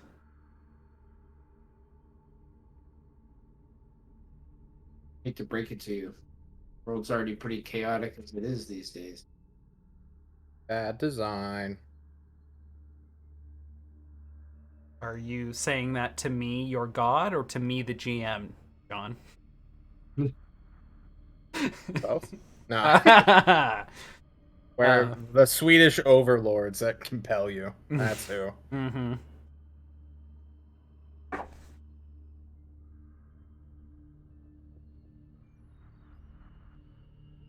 Who's gonna get kicked off right now? Nick's just hovering over the ban. Bonk. damn it. We're too punchy. We can't do this scene. We do a little trolling. That's what we do. We can do it. I have no further questions for Vale. Basil or Cacophony. Wait, is Vale here already, or are we still just asking Flo for questions? I'm sorry Okay. for Flo. 4-letter gods, right? Got Rust and Vale and Flow and Worm. This is what Worm has been concerned about these past few months, isn't it? He turns to you, Merrick. He has certainly been on edge in what little communication we've had. Of course, he's been rather reluctant to share anything. Wick, it looks like you want to rip your shirt off Clark Kent style. Trying to get this fucking cloak off. Hang on, I'm working on it. Answer the questions of Basil and Cacophony. It's gonna be super dramatic when I do. I need to turn John down. Hang on a second. He's probably gonna yell louder if you do. I turn my gain up. I'm sure Worm is holding things close to the vest, as he always does. But this does concern him. And if it concerns you as well, then... Well, I hadn't really realized what was happening until now. I was kind of like looks around, like I don't know what she's looking at. She's like looks left and right, and she's like, I have not been as engaged as I should have been. Well, to be fair, none of you are. The only one who has any real contact with their god is Merrick. You know, me and Worm are tight. Raven is... I don't know what happened to Raven. You don't really have like a firm hand on what's happening here. Maybe it's time you have an actual long talk with your siblings, the gods who are playing with our lives. Forests respond to plagues and invasions. It's time for nature to respond. Who has the bag of holding? I do. Flo extends a long, lanky arm, and the bag of holding flies into her hand. She reaches into it, and she pulls out the keg of gin. But I have that. Oh, you have that on your person? The Cedric surprise blood gin Molotov cocktail? She reaches out her hand, and that flies into her hand. And she like pulls the spigot off and goes to take a drink. She takes a drink.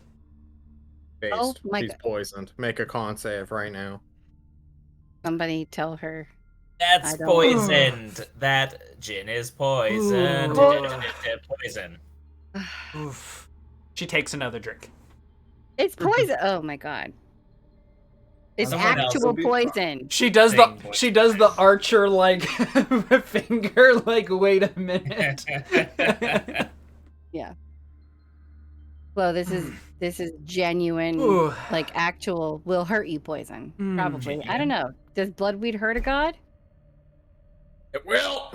Kevin, take my fucking cloak off, Dick. Okay, are you doing it? You're ripping it off? Yes. Okay. I'm ripping it off. I had such a good lead-in. No. I'm so sorry. A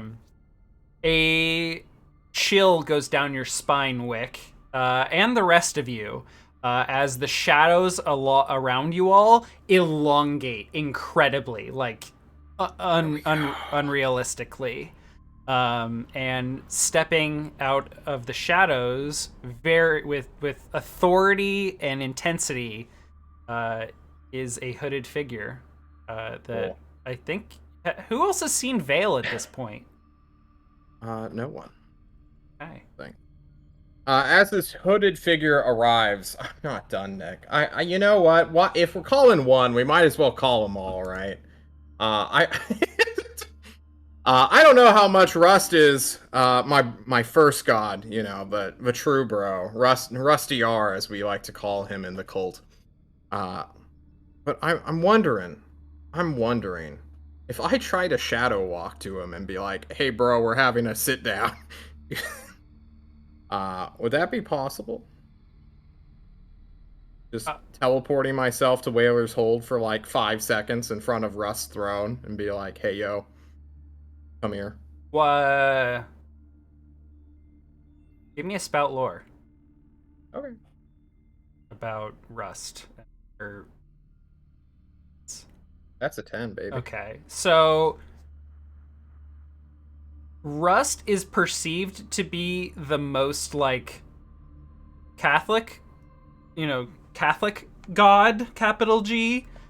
He Of, worships Juicy Jesus himself. Of Like, all what of do you of mean all by of the that? gods and the ways that the various kin perceive their god, they are the most like Catholic Christian. They see their god as omnipotent, and they believe that Rust is everywhere, sees all, knows all, in a very like unrealistic and fact illogical way.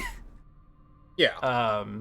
But we're smarter than that, right? Yeah. So like, from what you were taught, call on Rust and he will hear your prayers. Make an offering to Rust and he will receive it. So I don't think there. I mean, I don't know what would. Like he doesn't sit in Whaler's Hold. He doesn't sit in Alderstone. Like Okay. he doesn't have a palace or a house there. He appears when he is called and wants to be there. Then I call upon him and I will sacrifice either the Barb of the Black Gate or the Moss family sword right now. Oh shit. I will break either one that he wants, for I need them not. You offer the Barb of the Black Gate. Yeah. We need to have a meeting right now. Okay. This is going to get really confusing because I'm going to be role-playing at least 3 characters. And they're all going to argue with each other. Yeah. Eric Tapworm, right? Jesus fucking Christ. I'm thinking about it. Worm and Claire. We got Cacophony with Raven representing, and Basil's the reason why Flo's here, so... Oh my god. We're going to end the campaign right here. We're either going to talk it out or everyone dies right now. Thanks, John. You're welcome. You hear massive stomping in the forest, and what appears to be a supermassive giant. Like you can see a foot and a leg, and glowing, burning red eyes looming above you all, and the body that at least you can see in the starlight, in the moonlight, and in your campfire appears to be metal, iron. And this is Rust. I look to Merrick as Vale materializes. A giant stomps his way to us. Flo loses her mind. And then Cacophony. Cast a spell. I'm gonna cast guidance. See what I knew how to get a hold the of course of action. Worm Hey, would Dad. Yeah, pretty much. That's kind of fucked. I rolled a 13 on this spell. Oh my Nice. god, we're rolling so hot. Guidance is a rote for me. Symbol of my deity appears before me and gestures towards the direction or course of action your deity would have you take, then disappear. Ooh. Who does Worm want me to support? What does Worm want me to do? With 3 different gods converging on the same area, all of whom who have different ideals and different goals. Hey, son. I'll be right there. Oh my god. Okay, hang on. Because Worm would want to know their goals, would want to know what's going on before making a decision.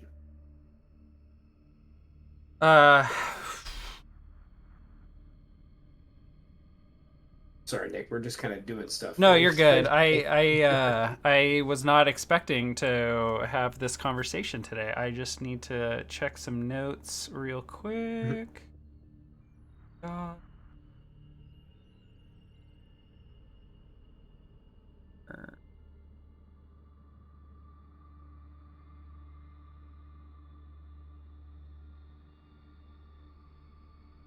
You're asking who do you want me to support?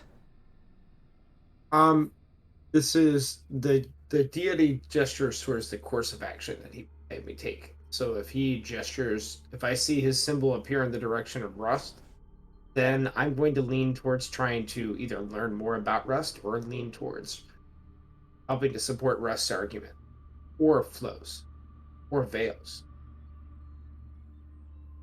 I don't want to know who my god backs, and then I'm going to use that as a basis for how I interact.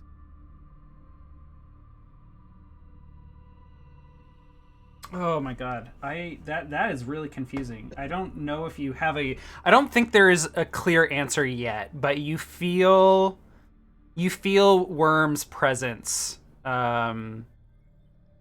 as your eyes flicker and the true sight turns on. Well, no, it was already on.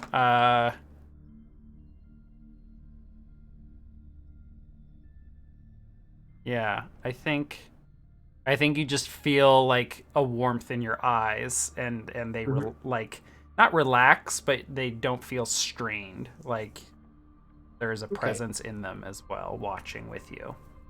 Maybe what he wants to guide me to will manifest itself in a second. Yeah. At the very least, he's aware of what's going on here. Yeah, feel free if you think there's a moment that it would be appropriate to ask for guidance again. Just we'll roll that forward. Okay. Sounds good. Yeah, I do not think Worm is necessarily interested in here. What about Raven? So, about that, because Cacophony has had such a hell of a time trying to get a hold of Raven, and he only really ever responded to her when she died. I was thinking that she could administer a poison to herself, since she's a poison expert, that might take her into a death-like state that would enable her to speak to Raven and let him know, like, hey, I'm surrounded by your siblings. Do you want to show up for once? Or are you gonna sit this one out too, big guy? Let me look at your items really quick, because you're immune to your like signature poisons, right? Yeah. But you this is more like a Hail Mary. You like have a different poison on you though that you did not create, right? I see here you have listed poison and notes. Yeah. So who did you get that from? That was from the Rust brothers that we fought. Okay. I stole their stuff. Okay. Yeah. I mean, you could ingest a bunch of that, I think. A bunch? Yeah. I just want to take enough that it will slow my heart, but then allow that it'll wear off. Okay. That's what I'm rotate down to 1 heartbeat. Okay. Give me a defy danger con to not over or underdo it. Oops. All right.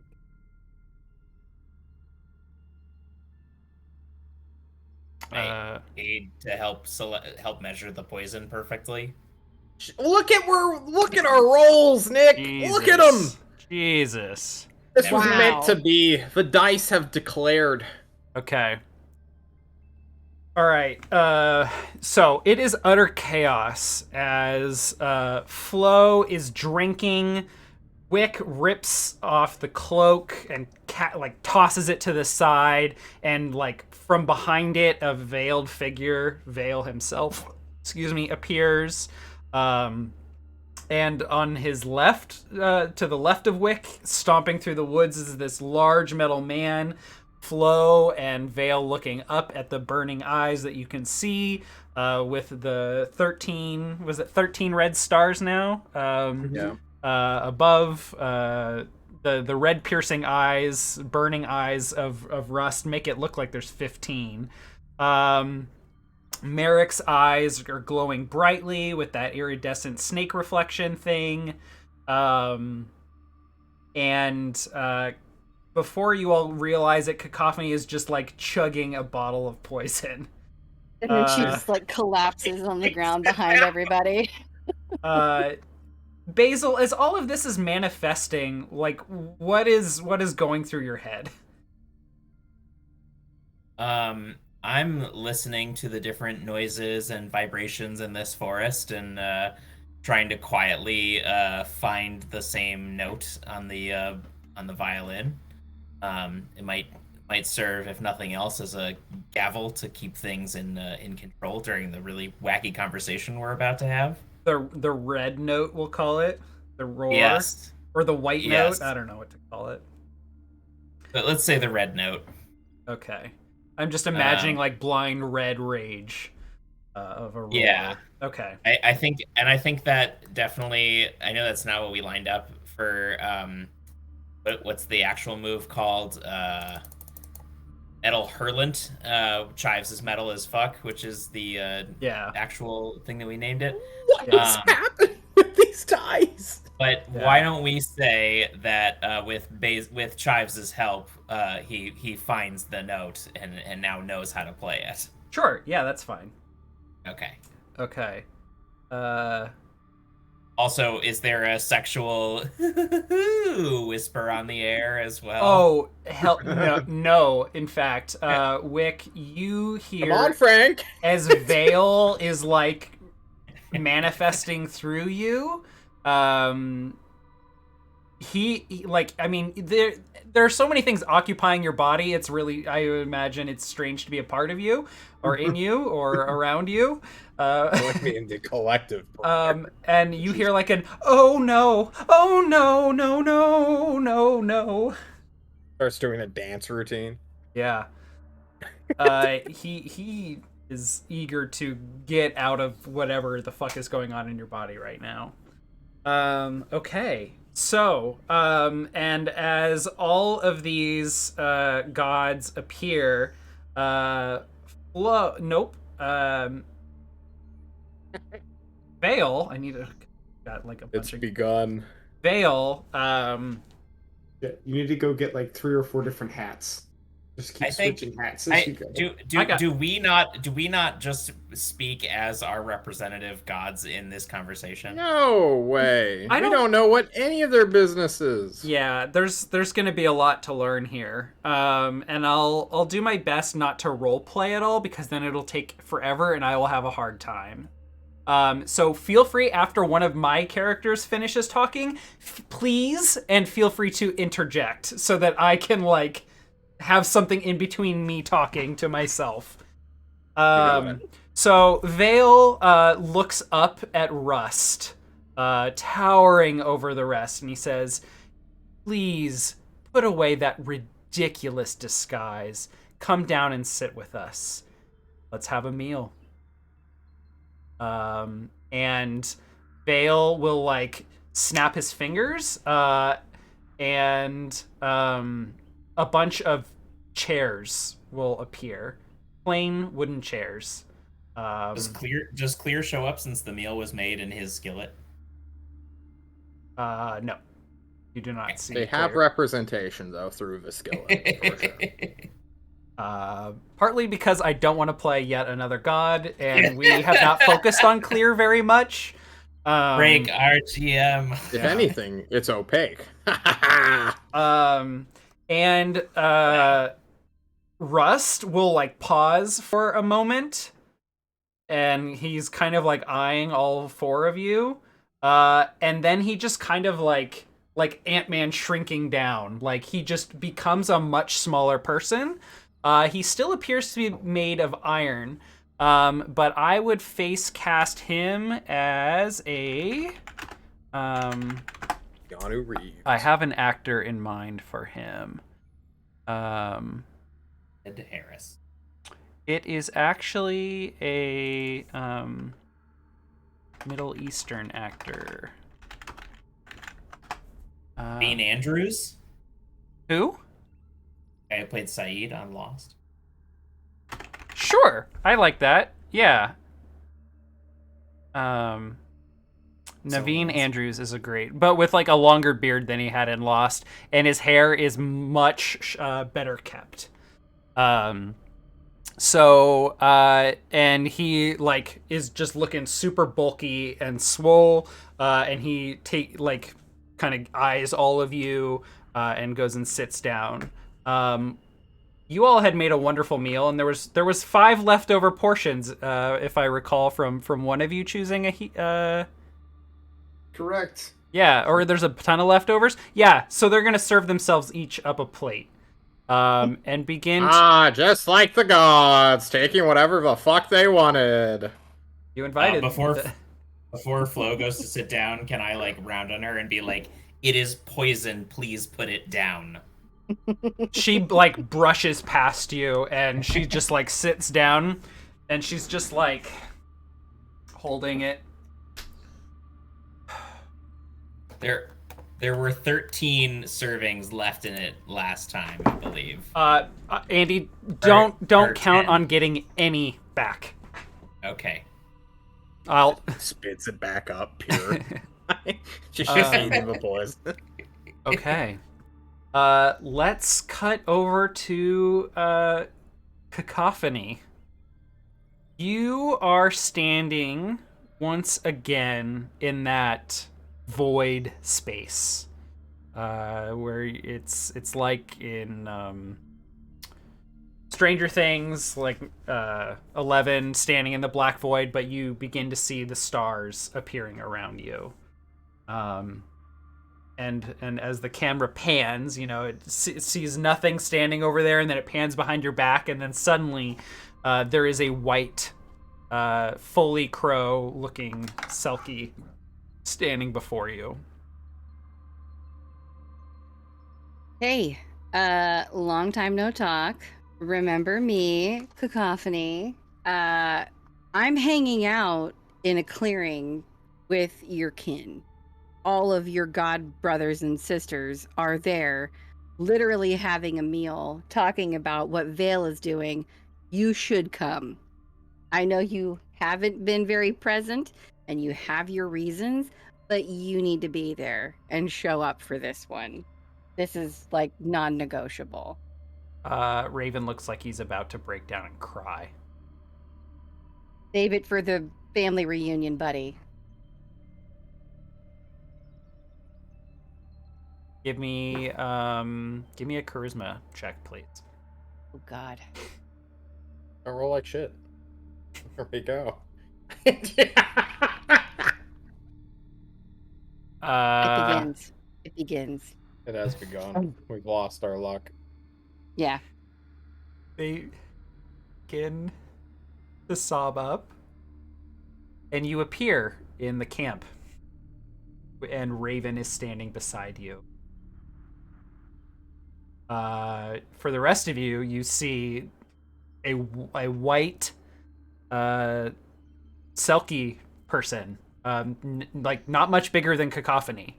They look emaciated and frail, though they haven't lost any feathers. But they any parts where you can't see skin is just gaunt, and their body looks very thin. They are, however, taller than Cacophony. They have it's called Luciism, when ravens are white, not albino. Albinism? I don't know how to pronounce that. Albinism, I think. Albinism. Am I conscious now? Am I like awake, or is it just my spirit that's there that he brought with him? Raven. Oh shit. Okay. Just accidentally killed you. Can everyone give me a wisdom check, please? Yeah. Do I need to make one? No, or do I you see something- you do not, Merrick. You do not need to make this. I'm rolling like Oh, shit well, Cacophony. all around. Cacophony. Experience though. Yeah, Cacophony, mark experience. And here's what you perceive. Cacophony. Cacophony, you are standing here as all these other gods are arriving. And you're thinking to yourself, I need to go get Raven. Maybe I should drink all of this poison to get myself into a mind state to talk to Raven. And you turn to grab your poison, and Raven is standing there. Oh boy. You do not recall going and talking to Raven. You do not know how upset Raven is. That never happened to you. The rest of you, you watch as Raven waves their hand over Cacophony laying on the ground, and it's like somehow time resets. Like, you all jump back a minute, but you are aware that this has happened. Take all of you, except Merrick. Actually, Merrick, I need you to roll it as well for the first time you're witnessing this. Like, you know what's happening, but you didn't know the gods could do this. Nice. Okay, Holy everyone number. who got a partial success, take the debility Confused. What if I hold one whenever a debility? Yes. I still have the hold to remove a debility. Yes, if you have that hold from Flo from last time, you can ignore this debility. I'll delete that. Okay, all right. Well, now we've I still cleared have a hold, but I failed my roll. We've cleared that out of the way. When did we get this hold? When you were in the Still Mist, and in the presence of Flo. Where Remember Flo went, and we the were all just desert feeling and groovy. Flo lied to you all to get you killed. Yeah. Yeah. She didn't lie. I never marked it, so I don't know if I'm allowed to have it or not. I don't think you were in the presence of Flo for most of that, since you were talking to your mother. What's her bait? Yeah. So. Oh, got it. Okay, so I'm confused. Yeah. Yeah. So, Merrick, this is divine authorship. The literal ability to rewrite history. Neat. Is that a pattern that I could learn? No, this is not magic. John, you don't get to rewrite the universe. So Merrick, Yeah, Merrick, you're used to recognizing like stuff shifting around someone, or seeing a pattern like manifest or be used to invoke magic. This is not magic. This is this is just something they can do. They have the ability to do this. Okay. When I look at Raven, I see. We've been curious about what's been going on with Raven for a long time, and now he's in my presence. I have my true sight active. Raven is very sick. You can just see, looking at their body, like, they have power, but it looks like it's not glowing very brightly. In fact, it's probably close to the level of Wick, but you can see the source there. And they are very I found ill. The first one. Their body and mind are just fucked up. And okay, so like Cacophony sees that Raven is there, but she doesn't remember that she went and she got him. No, you're like simply like, oh shit, Raven should be here, and Raven is here standing beside you. Okay. And gives you a very sad look. That's fair. I deserve that, probably. I think she's gonna see how skinny and gaunt and like horrible he looks. And she's gonna go and like she's gonna make him a plate. She's gonna go grab him a plate of food from the dinner from Clear, and she's gonna like, you should eat. Thank you. Really, thank you. And Raven slowly walks over. The rest of Raven's siblings do not make eye contact with Raven. Don't look up. They don't acknowledge. They don't say anything. It's not that they don't acknowledge Raven. They just are avoiding looking at. Oh, whatever that was, I heard it. All heard it. We did. So they all sit down.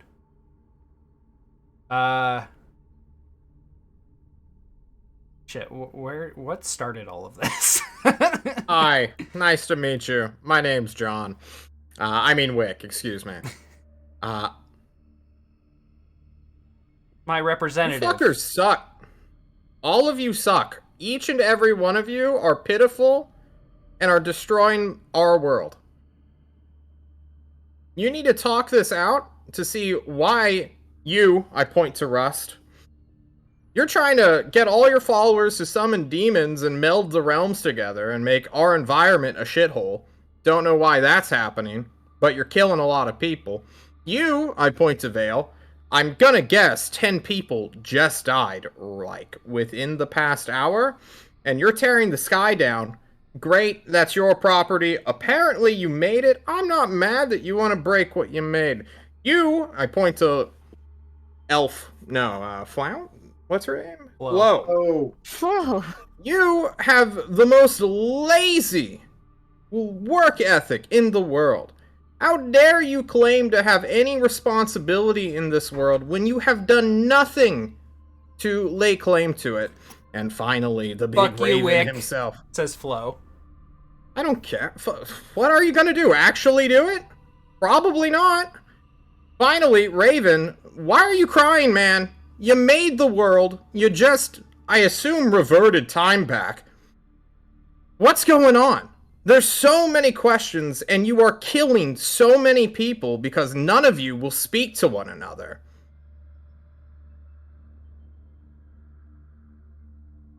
Oh, start! Talk! Is that all the little human has to say for you, I'm about Vale? to murder Flo right now. I'm unironically about to engage in combat and kill her.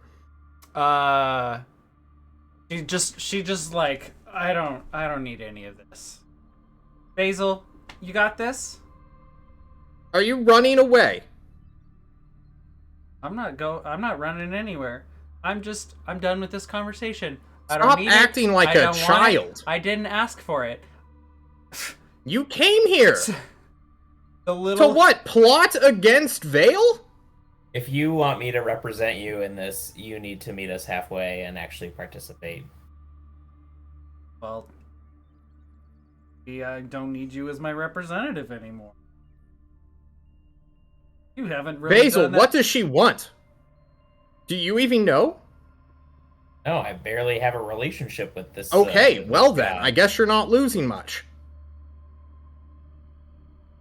Look, Basil. Flo like kind of turns to you and talks like a little more quietly. Look, I like you. You like to you take your work seriously, but not yourself.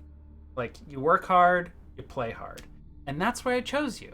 I wanted you to take care of things and deal with stuff for me on my behalf. Like we had a symbiotic relationship here, and she is tipsy.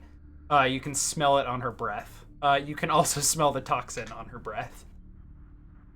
Look, if this isn't gonna work out, that's fine. But like, I chose you to handle exactly this kind of stuff. So You chose me and gave me a violin that can grow plants and detect alignment. How do you expect me to wield those in this god dinner party?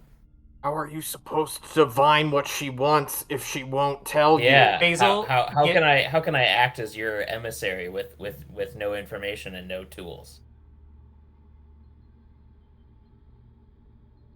give me a parlay. Can I assist him, please? No, this is a private conversation. And if anything, you're interfering. Actually, I'll take it. actually, no. You know what? Everything you said is an aid. That's fine. Give me an aid or interfere.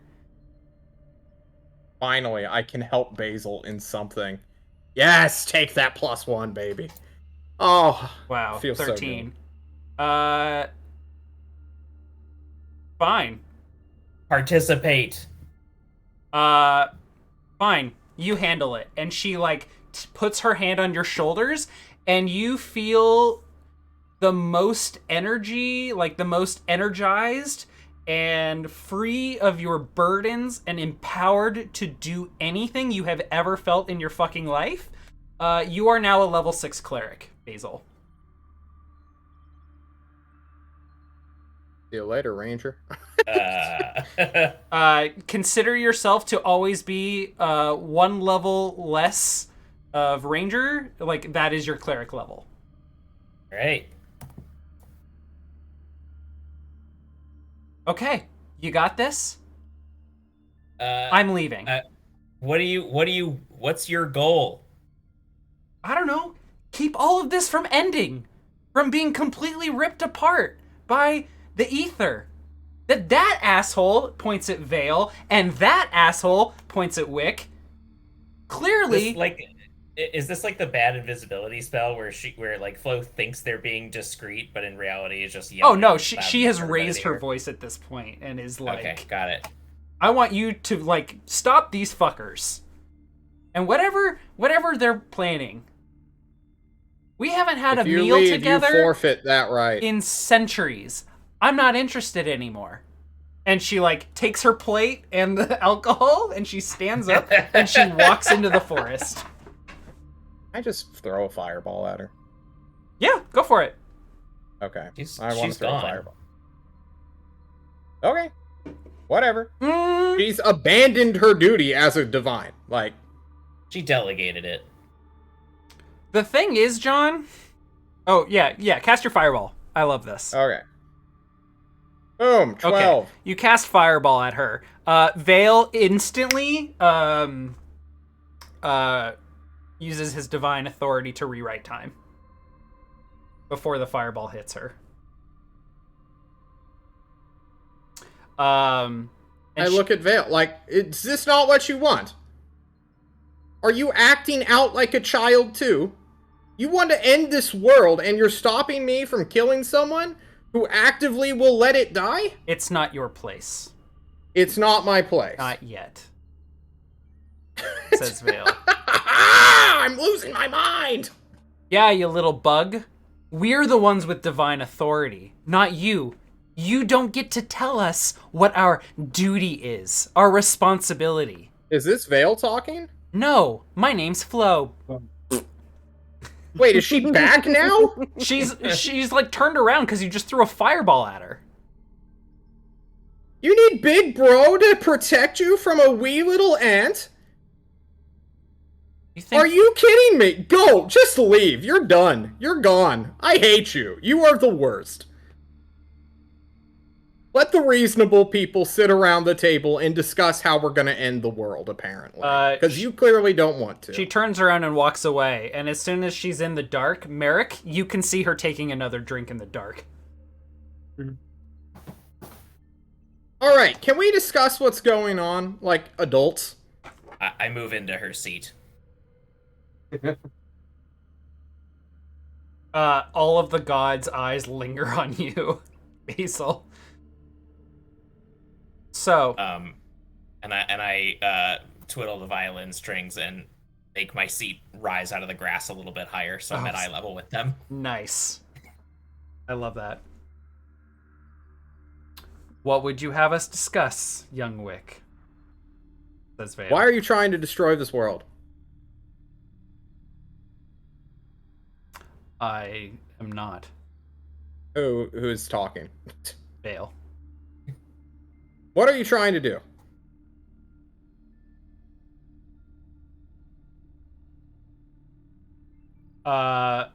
You've already told me. I know it. This is for them. Well, I suppose it's time I unveiled the plan to my sibling. There's very little they can do at this point anyway. Well, Flo's not here anymore. Rust chimes in. I knew you were going to try and undo this. I knew. I told the rest of them. The moment we had that vote, and we told you that we were going to make this world free of magic. Free of this notion that everyone can shape the world how they want. And we would select who would have magic. I knew that when you finally agreed to do it and put those stars in the sky, I knew that you were going to back out on us one day. I knew it. Oh, vindication feels sweet, sibling. My church, that I've been building for centuries, they are prepared to stop you. There is something that can be done. Hey, your followers are the fucking worst, guy. They suck. They absolutely suck. It's true. You are a massive proponent of terrible harm to this world. And I actually like you, is the sad thing, and I'm telling you that. Like, I unironically agree with, like, half the shit you say. But you're going about it in the worst way possible. Perhaps you need a stronger hand with some of your devotees. A stronger Unless that hand is indeed. essentially the goal. The strongest hand, the mightiest hand can shape the world. I am trying to give the people what you would not veil. The strength and power to shape the world they see fit. You know they're like demons, right? Like, you know your followers are just like mixing it up with demons, getting in there. Is purity something we Smashing care it. about? Who do you suddenly, think Cacophony? taught them how to do this, young Selkie? Certainly not your god. Hey, don't talk about my raven that way. 1, 2. Your followers are killing all of the rest of us, trying to remake the world in your image, which sucks. I am empowering them to change the world in their own image, to shape it how they see fit, to protect themselves against threats like him. You're both doing the same thing. Mm-hmm. Yes, but Why don't you both work together and destroy this world even faster? I do not wish to destroy this world, Wick. Okay. You're going. I still don't believe you. What is Rust. going on? We all agreed that we would not allow humans to change this world, shape it freely at will with magic. Rust, knowing that he was wrong, found a loophole. And that was to allow his little church to cheat a little bit. He taught them magic, transport creatures from other worlds here, and how to bind them to their own bodies, to improve their strength. They have been handed magic and teaching themselves and growing into an institution that is nigh insurmountable. Wait, nigh insurmountable. Does that mean not insurmountable? Yes. That is nearly insurmountable. And have posed themselves as a force in this world that controls everything. Wick, you believe that they are too powerful, too big an institution to overcome by yourself. They are going to shape this world the way they see fit, and that is a threat to this world. Empowering everyone else in it with magic by tearing down the sky will level the playing field. Do you not agree? You're saying that at the end of all of this, we'll all have magic. Every single one of us will have magic. Yes. To wield and do whatever we want with. We'll be as powerful as who? You? Not quite, but powerful enough. Imagine Cacophony. Slaughtered by your followers? What's that? And those who are being slaughtered by your followers in your name? What magic will they have? It can be risen from the dead. The magic clearly exists. Rust discovered it, after all. Even I didn't know that the dead could be risen like that. Rust has clearly been experimenting in worlds of his own. Brother?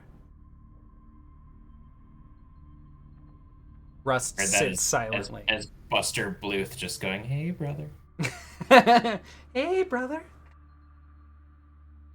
Imagine, Cacophony, if you had the power that your friends Merrick, Wick had, that Raven had, what would you do with it? How would you change the world for the better? Gosh, I'm not the right person to answer that. You're right. It should make this much, much worse. I'm a deeply selfish creature. I help the people I care about, and I don't really care about anybody else. If I could help anybody right now, I would help Raven. Why won't you all collectively, his brothers, help Raven? What is Does he wrong need with you? help? Look at him. Yes, of course he needs help. Why is he sick? I don't know, but I know Raven, he is. why are you sick? Give me.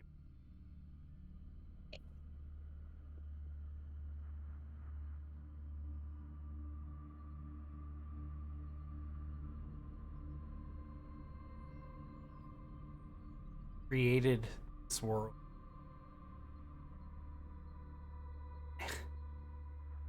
Made it with so much suffering.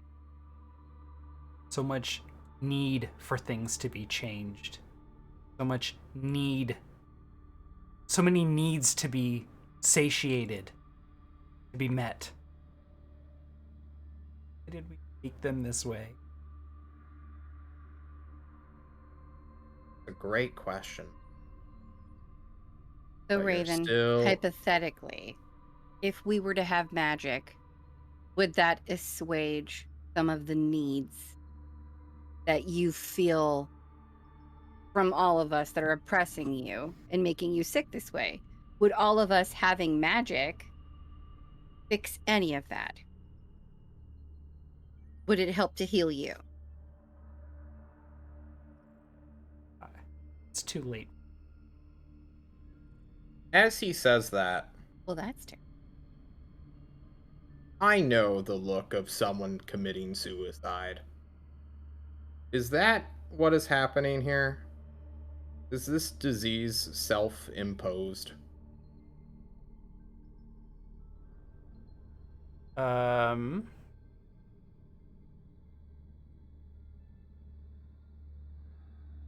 This.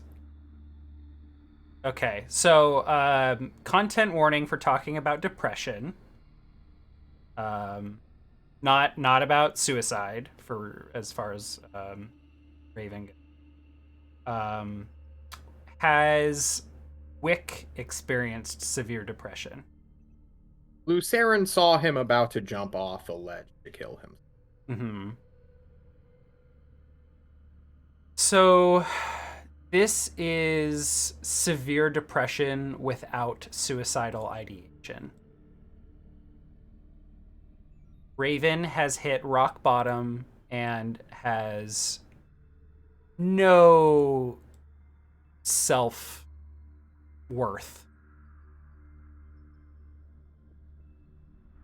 And is just lamenting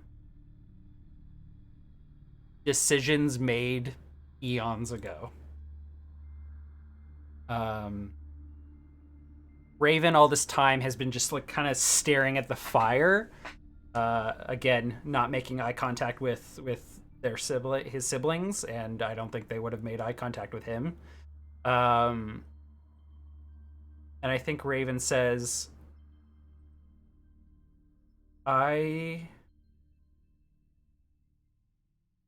think that maybe Vale was right. All of the problems that I can't solve, I've powered others, the Raven sisters, with magic to fix on my behalf. I haven't seen any other way. Maybe giving them magic is the answer. Rust. Yeah, Rust. Rust, we shouldn't have done this. What you're doing is awful. Your church is hurting a lot of people and abusing their bodies, the bodies of the dead in this world, the bodies of other living creatures from the other worlds we've made. You should be ashamed. We should all be ashamed. What we've created is disgusting. So painful.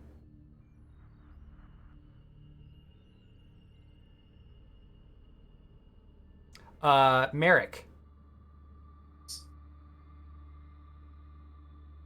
I don't know how to gesture this, but Worm vehemently disagrees. Worm is in the camp of, no, we made the right decision. I don't know if he's gesturing to your shield, to your... you have a hammer or mace? Got a battle axe. Or battle axe. It's not like an urge of violence, but like... It's a hard no to what Raven, Vale, and like honestly all of them are saying.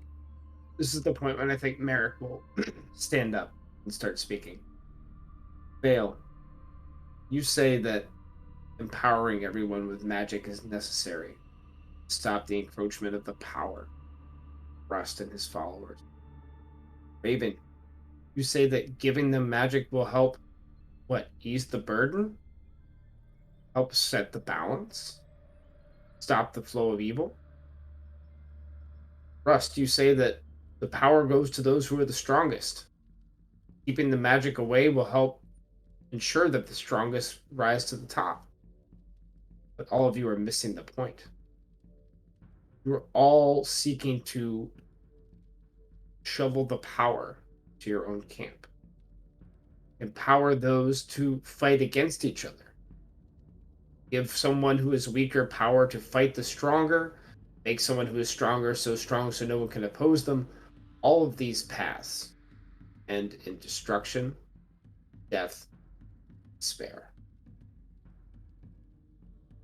None of these solutions will save this world.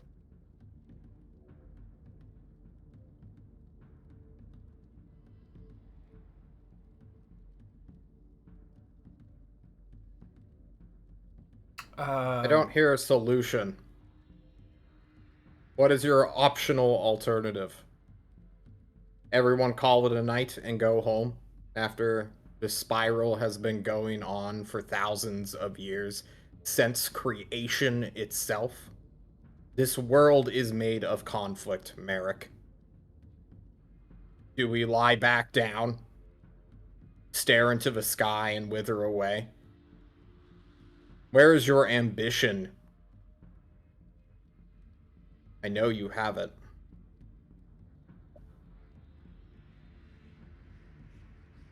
I wish to know what these gods think. I wish to know We what they're... see their actions. Vale wishes to reset this world in some meaningful way. Even the playing field in his mind. Many will die because of it. That is true. Many are already dying. What That is is the difference? true. I am agreeing with you. Wow. Okay. Adam 1 XP. Yep. Russ seeks to control. Clearly. He does not trust us, and for good reason. Were we all given the power of, or even the stewardship of this world, someone would end it somewhere. I don't know what the deal is with Raven. But if he is done, if he is checking out, I would ask that he find an heir to replace him. Like all transient beings here on this world, perhaps immortality is too much for even the gods. Entrust the future to the next generation if you don't have the heart to see it through. I yell at the woods.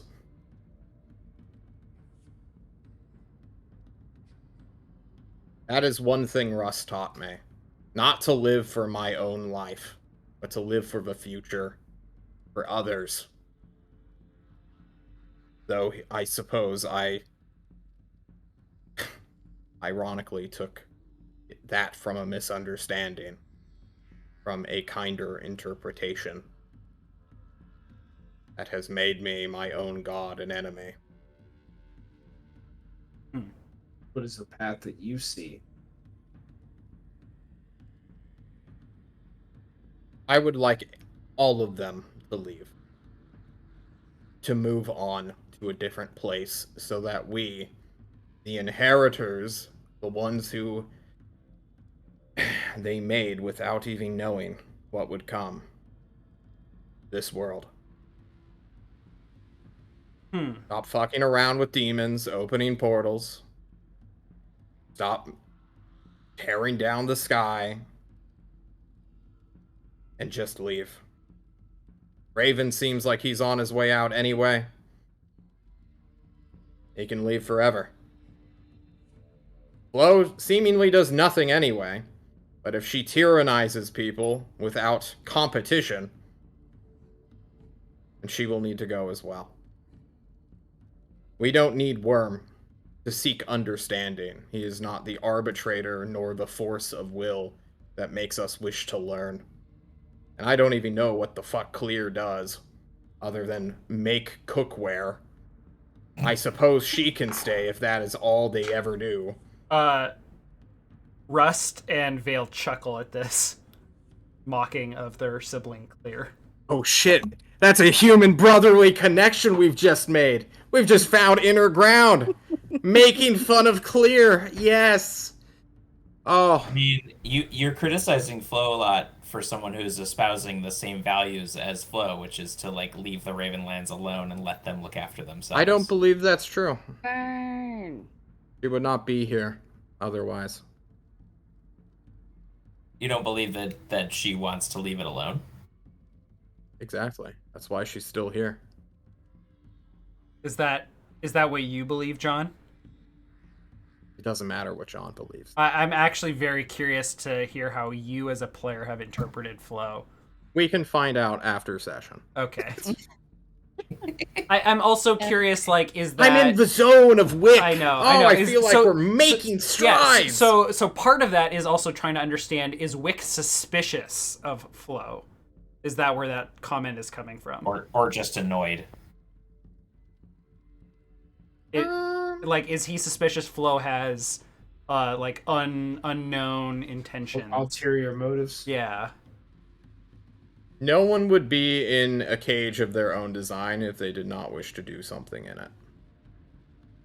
Each one of these things has some sort of objective, and just because it's not apparent yet doesn't mean there isn't one. An interesting thought. Asking my Who are you siblings... speaking as? And what's that, Basil? Who are you speaking as right now? Sorry. Rust chimes in. An interesting notion. Forcing my siblings and I to leave?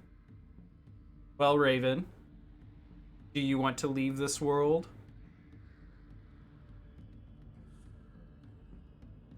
It doesn't matter. Since Raven does not respond. I do not want to leave. I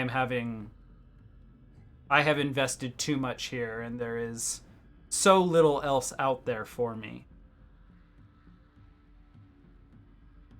This world is where I am tethered now. Much like the rest of us. I'm sure our other siblings on other worlds would happily welcome some of us anyway, but I'm not leaving. Nice try, Wick. You're the squeaky wheel who's gonna get the very sharp grease. Yep. I welcome it. And if it turns out that whatever manifests your strength is greater than the church I have built, so be it. Then you will be the defenders of this world, and I will have succeeded either way. Is that what you think your people are doing? They're defending the world? I raise my hand. Ugh. I'm curious what the Selkie has to say. You have spoken quite a bit there, Wick.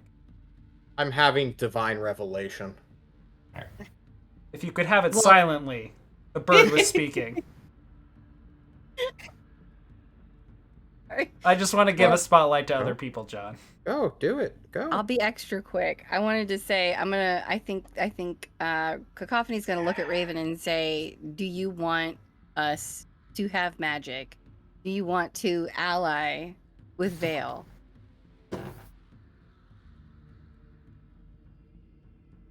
No. What Vale's doing is underhanded and also cruel. Killing others to undo magic. It is not the world we wanted to build and lead. What is the answer then, Raven?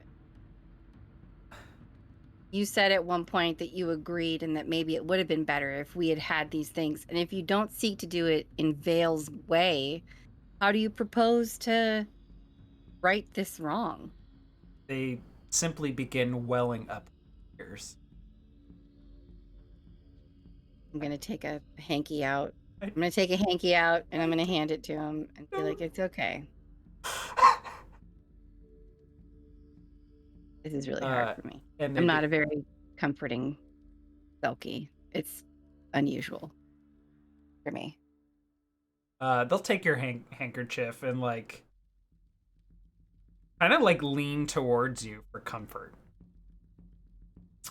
I'm gonna pat Raven. I'm gonna just do this, but I'm gonna be very uncomfortable because I am not a natural comforting. This is terrible. You get to do the Marquis de Carabas, like there. Yep, exactly.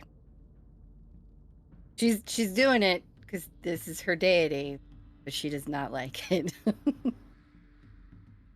She just wants Raven to be okay.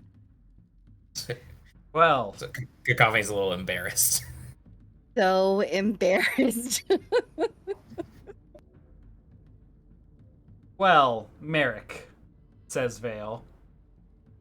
This has been a fantastic meal. Thank you. It's delicious. I wasn't expecting to share my plans with my siblings this eve, but the world is a mystery. I'm glad we all had this opportunity to speak. Wick? Why? Yes. Why can't Vale and Raven, if they are sort of seeking the same end, why can't they work together to find an alternative method if the way that Vale is going about this is so repugnant and horrifying? Why not find a better way? Just asking Russ this? I think it's Shannon asking us, or asking the world. Yeah. I'm like, why? Shannon is processing. Out of session. Shannon is processing. Andy, can I ask a question about the world? Yeah. Separate from the dinner party. Yeah. Is this kind of like American Gods or other kind of or deity stories where part or a significant portion of their godly power is dependent and sort of shaped by the type of and volume of worship they receive? And they're saying, look at the church that I've built, don't they kind of have to say that because, at least in some way, their power is built on that? Or their power is absolute, irrespective of their followers? So, I don't think we've completely answered that question quite yet. And I have an answer. Rust seems to be talking about his church like he's proud of what he's built. At one point, Vale said, shed that ridiculous costume of him looking like a grand giant. Vale was insinuating that he isn't actually, that strong and powerful. Or that, large. And that his true form is, this sized. Human-sized. And I think Rust also made a comment that was it doesn't matter if I wanted to leave because I am now tethered here. I think there's something there that he's insinuating about his power.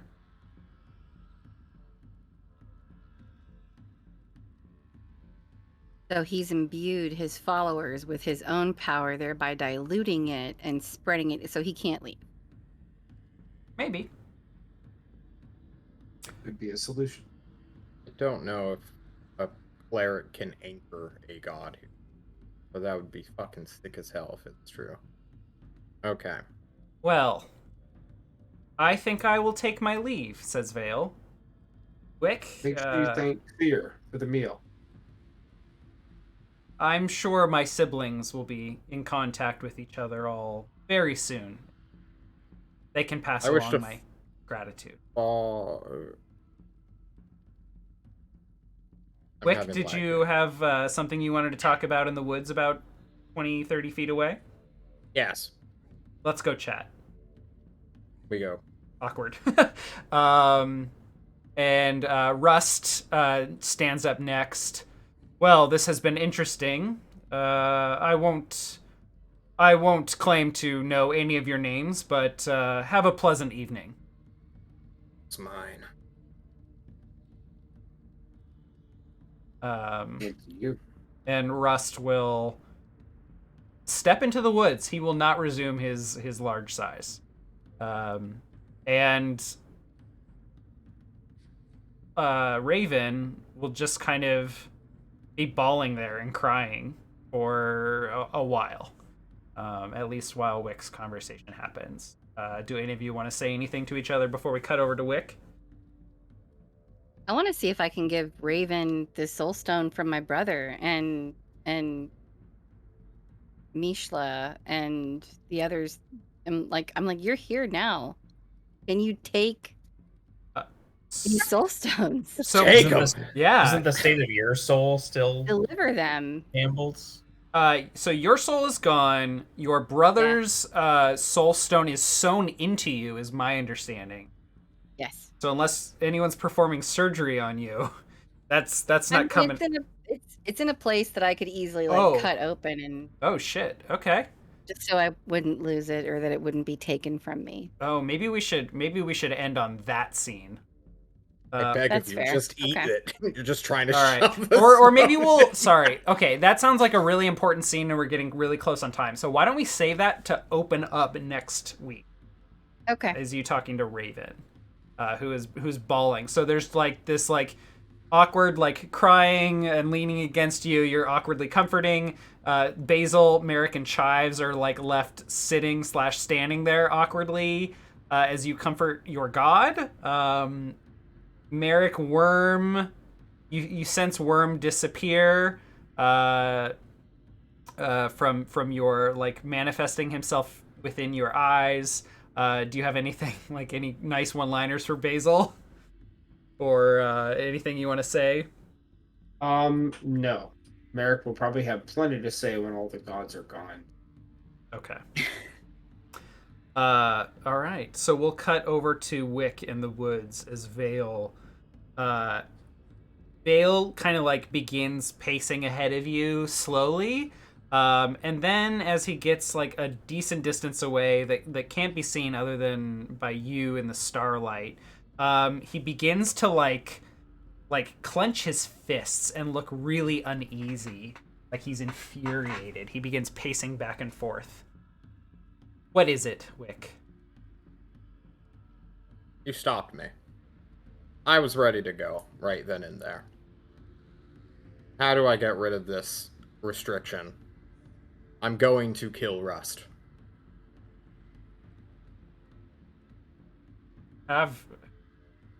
Rust has...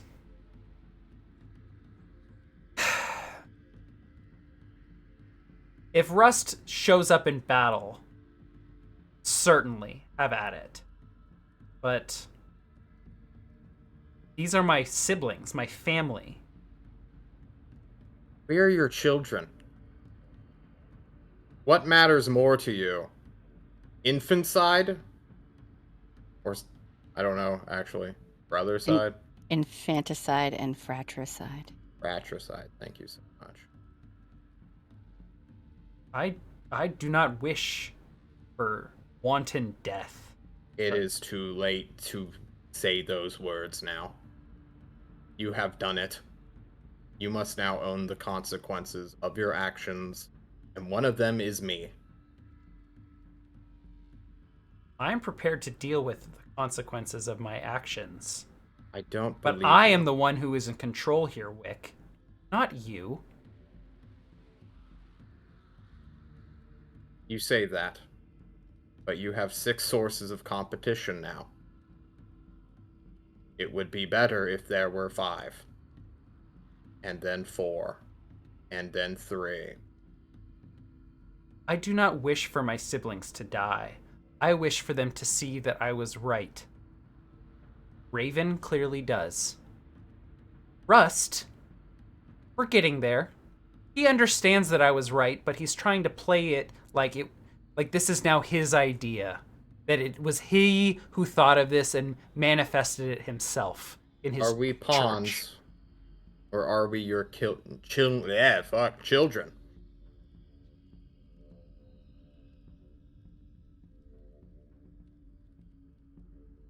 You are free to make your own choices. You are not giving me freedom. You are binding me to slavery. I am happy to take that sword from you, find another who sees things as I do, but I thought we saw eye to eye.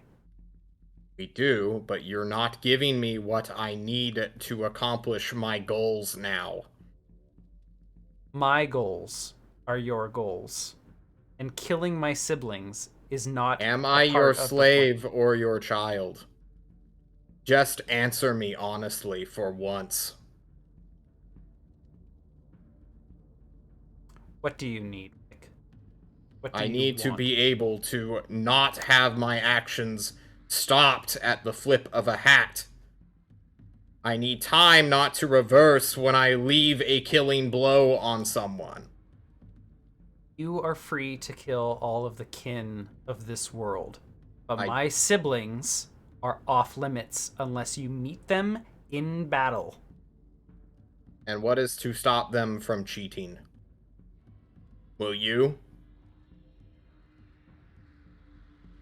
Will you reverse Uno card them?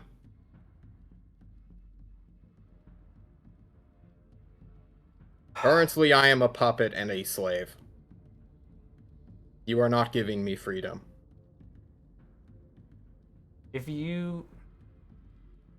I will be there on the battlefield with you if Rust is there, and if he attempts anything, I will be there to stop him.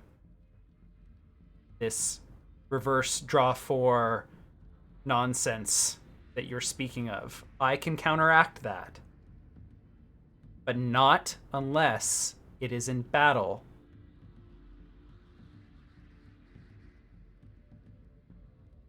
Now, if we're quite finished, it is my bedtime. Sorry, what was that, Andy? I just said Vale has some non-standard Uno cards. Who's got a reverse draw 4? Goddamn. That would be brutal. That's Fucking what they have, brutal. though. Oh my god, I have those ones where you can write in your own. I can phase 10 skip him if he tries to rewrite history. Oh my god.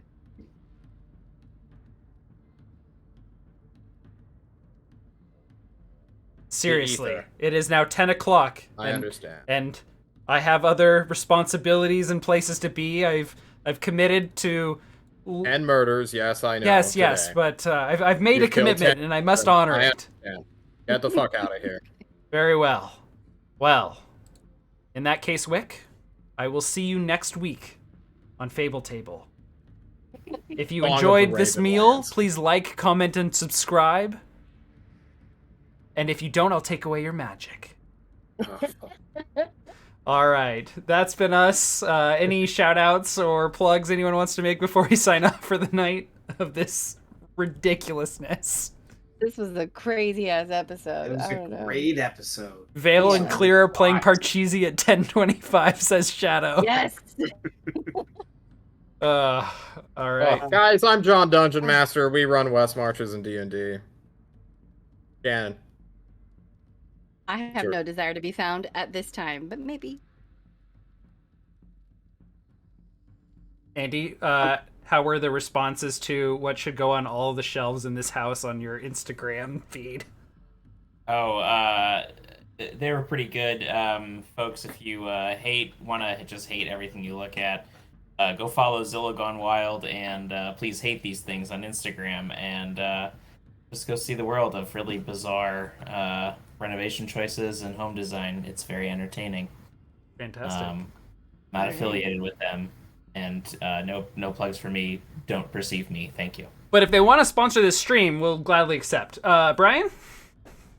I'm Brian, or Scarlet Shadow in chat, or on Twitch. And don't worry, the stream is already sponsored by Tones. All right. I'm ApolloNik. Thank you for watching. We'll have another episode of Grim Streets of Alderstone on Friday in 2 days. So I'm going to spend the next 2 days preparing for that because I have nothing. I'm a last-minute planner. See you next time. Have a great night, everyone. Bye-bye. Bye. Mwah.